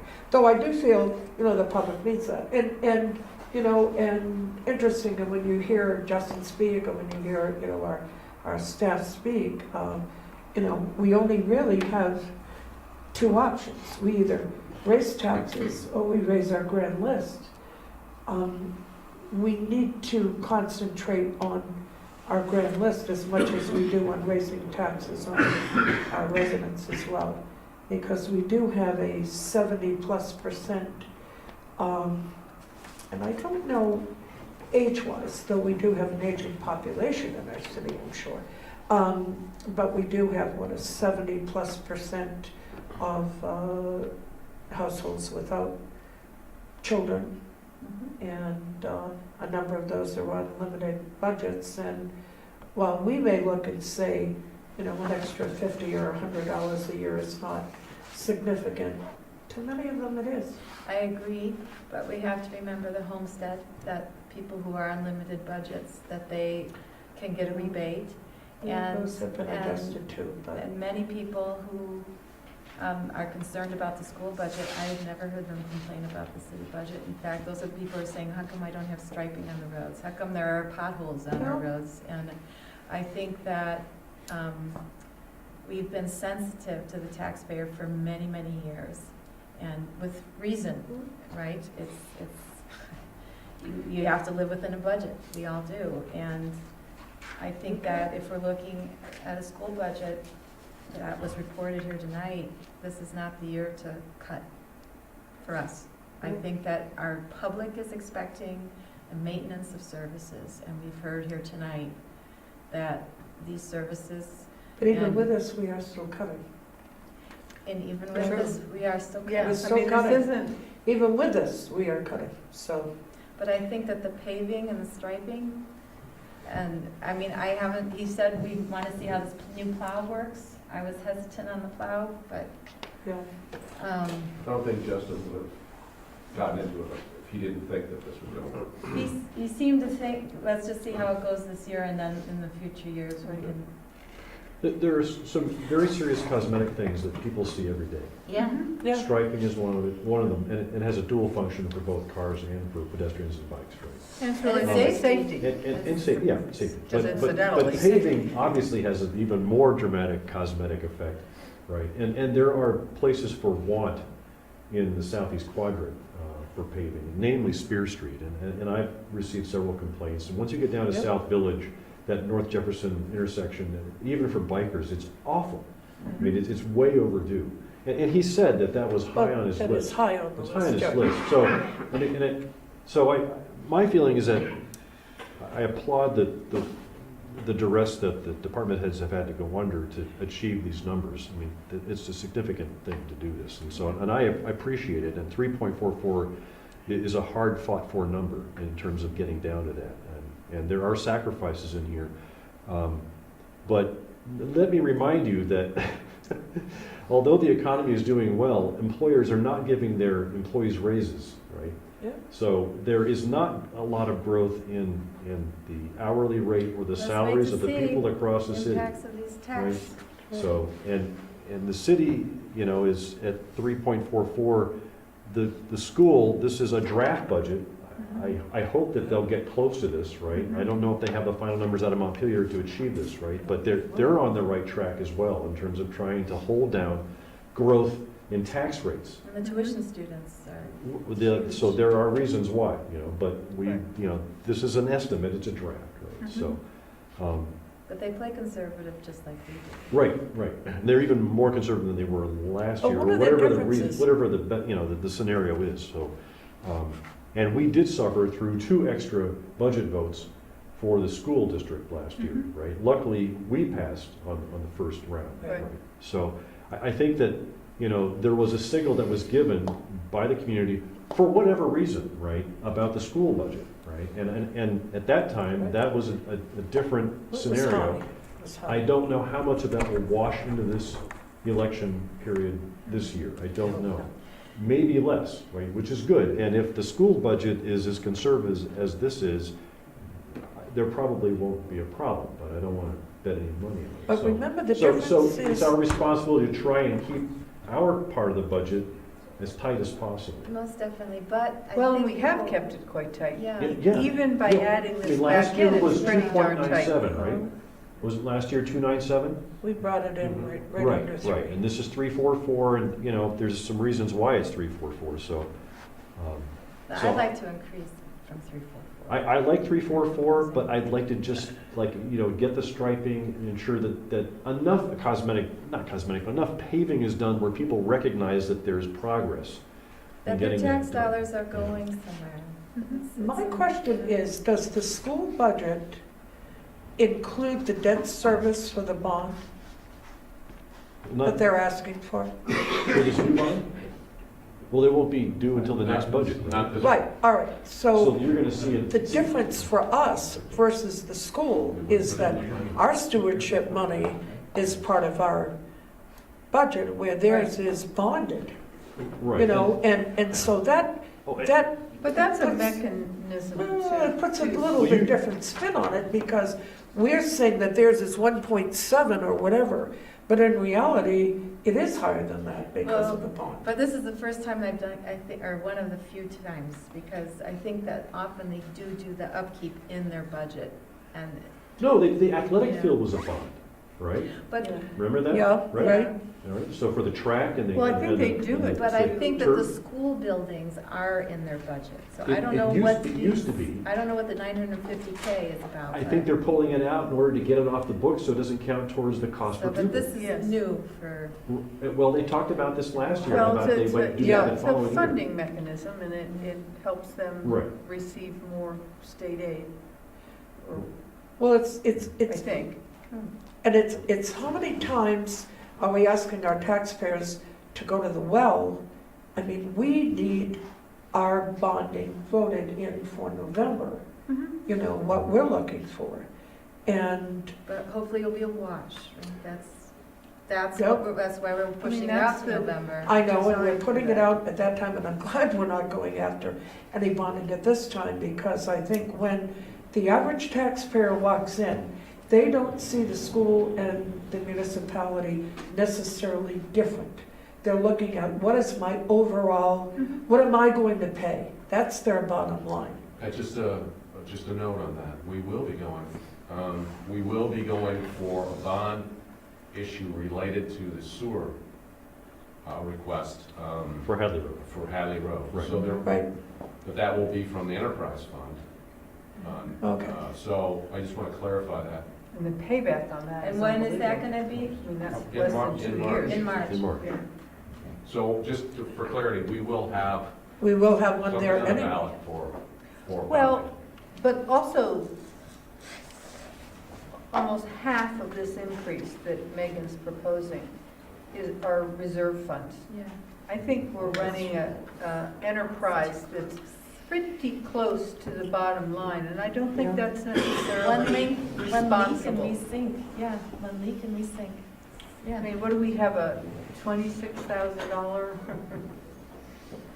Is that what the delta is? Oh, that's just the difference Yes. between those two. But And I think you said for the undesignated reserve, that would restore that one. I wanted, right, the 21. undesignated and the tip reserve. yeah. Yeah.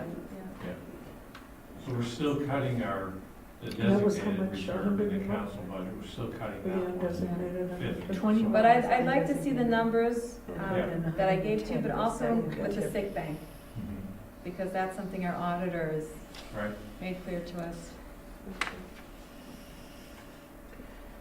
Well, I mean, but I look at this, I mean, it's a minimum amount of additional funds for things, like winter coats, air packs, UIT.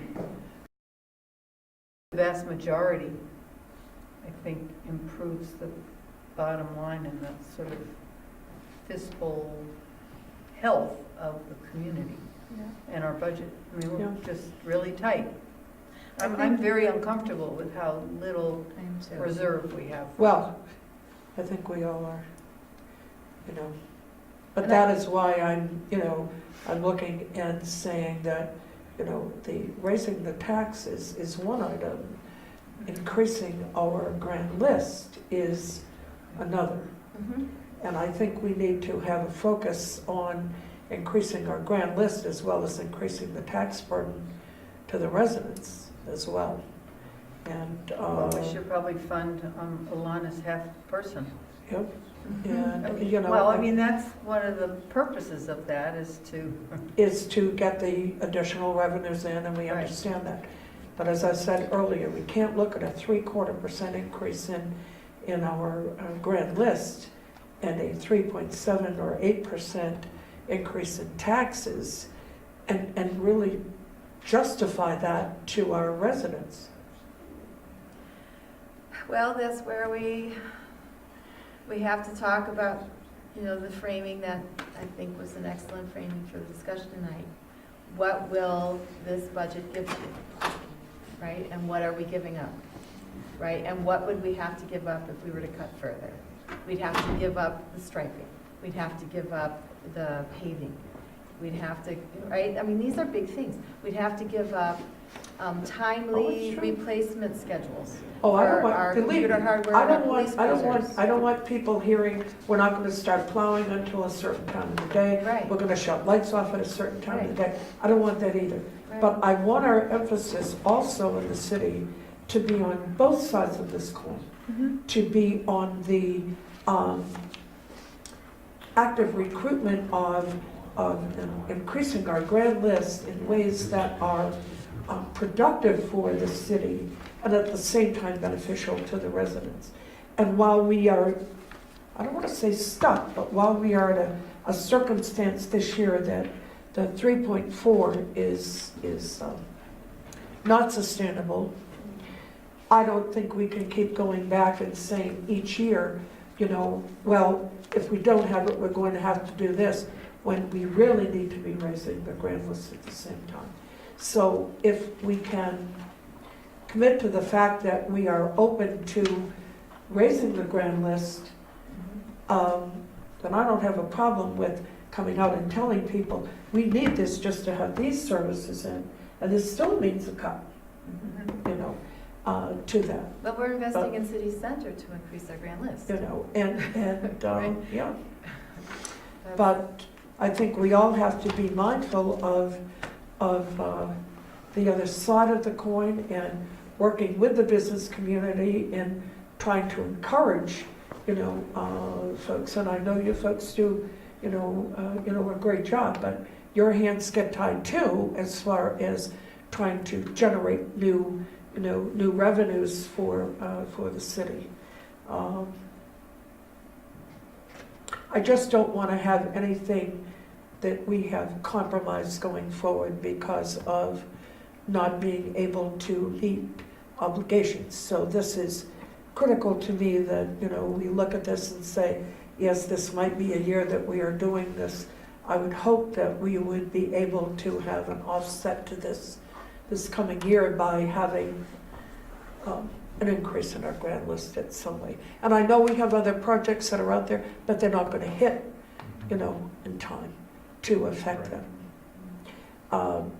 But I think we need to let residents know that we are not just interested in raising their taxes, but we are interested in doing the offset by having Well, I think we're But I scared think- of. But I mean, not just that part, Megan, but the other part that we're interested in, making sure that we have the revenues coming in from other sources to offset future. And I don't disagree. I think as a council and as a budget, although the investment in promoting and developing city center isn't a separate section, it's sort of filled in. That is an incredible, and I assume it's relatively large or significant investment of tax dollars to grow the grand list. I guess perhaps I'm not sure of how much of that, is able to be promotionalized, so to speak, to grow the grand list. By just saying that we have the money for that. I think, just a cautionary note, the grand list growth in city center is devoted to city center. Right. And one of the things we struggle with, and we drag Alana into this discussion, is providing services into a new area where we're not deriving money to pay for those services by definition. So it's a struggle that way as well. So we have to be mindful as we move forward that we're moving services. Doug and Trevor are going to have to provide services there, but we're not getting the money to pay for those services for 20 years. Well, we get impact fees, police impact fees, no? Not in the There'll be TIF? some police impact fees for a while. They'll run out. You'll receive impact fees and 25% of the municipal tax. Right. Ideally, there's less roads per unit. Right. There's high density. And we'll have the countervailing additional funds coming in from the local option tax, which should increase as well. So you'll see those numbers go. So the property taxes on the units don't come, that's part of the TIF offset. The education part. 75%. I think my question then would be, how are we affected by the mall in their lessening of their value? Are we going to be affected by that? Maybe not this year, but the following year? It's possible. Todd had, Target's moving in. Target's moving I'm sorry? in. Go ahead. Yeah, but I don't think that's gonna, Attract anybody Save else? them all. oh, no, I'm not saying that. I think that's a nice piece. But now that Amazon has bought them out, what does that mean? But your point is that if a reappraisal happens for Right. commercial real estate, right, there Right. could be an Right, effect it could on be, residential. right. It was which I reported talked that about. there was a loan against them on the property of $90+ million. But in actuality, Todd had it assessed at a number somewhere in the high 40s, I think. And so the value hasn't fluctuated. Okay, as so it even though relates to they've what come the down from assessment is. 90 to Yeah. 70 or whatever, we're not We gonna didn't have it be. at 90. Todd had Okay. assessed it at what appears to be reasonable market rate, and so we didn't suffer from what happened there from the tax standpoint. Well, and Yeah, Hannaford is so going whenever to it's open sold. up Kmart. Aren't they moving into Kmart? Who? Of course, they pay Closing the taxes other on one, that. Hannaford. Hannaford, Yeah. yeah. Will, I mean, I think there's things, will the Hannaford's but I property get be- it, but we have But the so other little kids- control. You Yeah, can no, encourage true. and you can provide support and zoning and all those kinds of things that ease the way for the additional development. But you can't hold a gun to their head and say, and you're gonna develop, No, that's 200 true, more but- properties. So, I mean, But if you're I think we opening- have to grow the grand list, but I don't think that's just a city responsibility. You can enhance it, you can encourage it, you can do And things we are. that make it more attractive, and I think we do some of those things. Could we do more Probably. Or I don't easier. know what human Well, is gonna do more. Our Congress has just given a huge tax break to all of these, businesses that are gonna, right, reinvest. I mean, that is their role in our society, is it not? We'll see. Well, maybe I don't see how if Hannaford's closes one and opens another, that we have benefited. Well, I'm assuming that the old, It's probably a wash. Hannaford's Unless will, would you be reassess the rented new? to- That will absolutely. You'll have to reassess the new Hannaford's property, right? Yes, You're right. and the old Hannaford's property is still on the books, Still on the same books. price. Right. Well, I know. Same You'll probably value. benefit from that. So yes, as they build that out, And plus just, there's an additional 30,000 square feet of commercial space. right, I mean, just wait till Joe Larkin rebuilds, the corner of Fayette and Sheldon Road, And if Why not? Farrell goes ahead and builds his apartment building back on the, what's it called, the inn? I forgot the name. The road that's next to that goes down to the lake, What is the name of that? east, The something inn? I forgot. I don't know. It's I late. know what you mean. Anyway, the question is, Madam Chair, what is the process we're on right now and what's the term of well, this? we are discussing This budget? I this made two budget, proposals. and Right. there were some proposals Right. that Counselor Emery made to add back a total of, I think it's $213,500. Yes. Tom has cranked that in. Oh, A lot of it's cranked in. 213.5. So you can Yes. see the impact So where is it? in So yellow. the budget, so that, Oh, it's over 5%? Oh, okay, well. You jumped to 5 from That's 344? why I'm not a math professor. So you jumped to 5 from 344 with that? By adding well, she thought it was 213,000. 344 3.7. to 501. Yeah, I can't support that. No, I That's can't too either. high.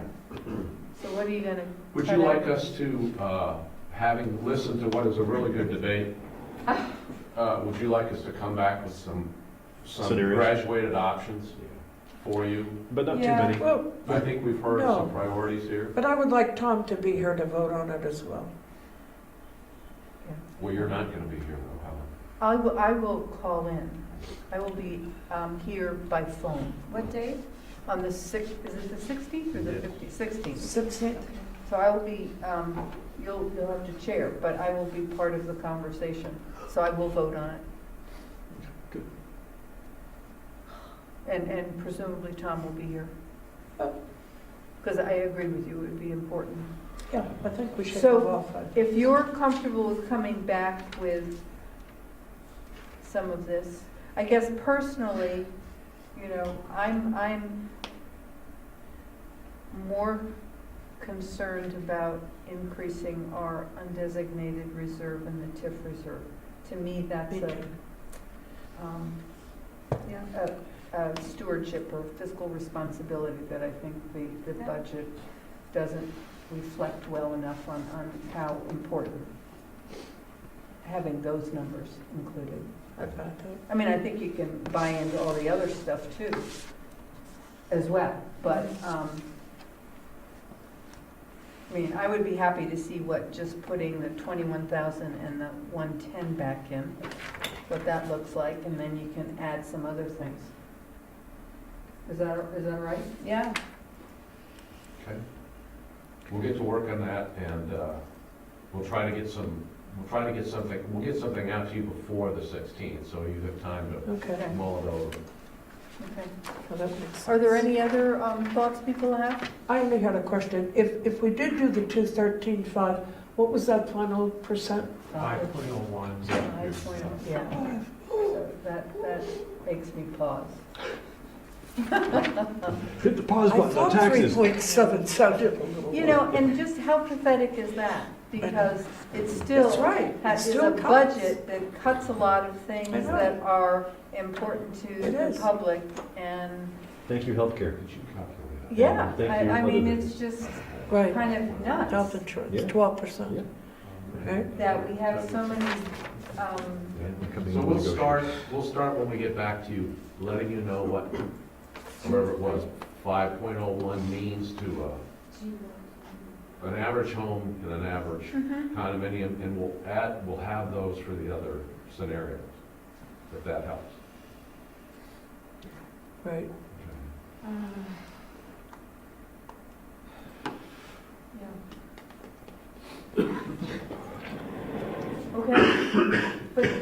for leading the charge. I mean, because I think those were important items to Hey, get the I conversation I going. still am looking for money trains.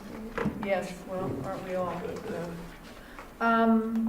Is there any other business or any other comments, discussions? No. Thank you. Okay, so I would entertain a motion to adjourn. So moved. Second. All in favor? Aye. Well, thank you. Kevin, go home. You may go home. Drive Go home. carefully. So terrible. Get some rest. Thank you. I think I will. Everybody's sick, good. Hey,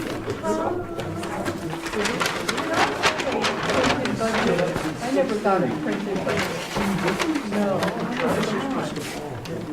Yeah, no, I don't need to get it off. So it would be nice to have one. He got stuck. You know,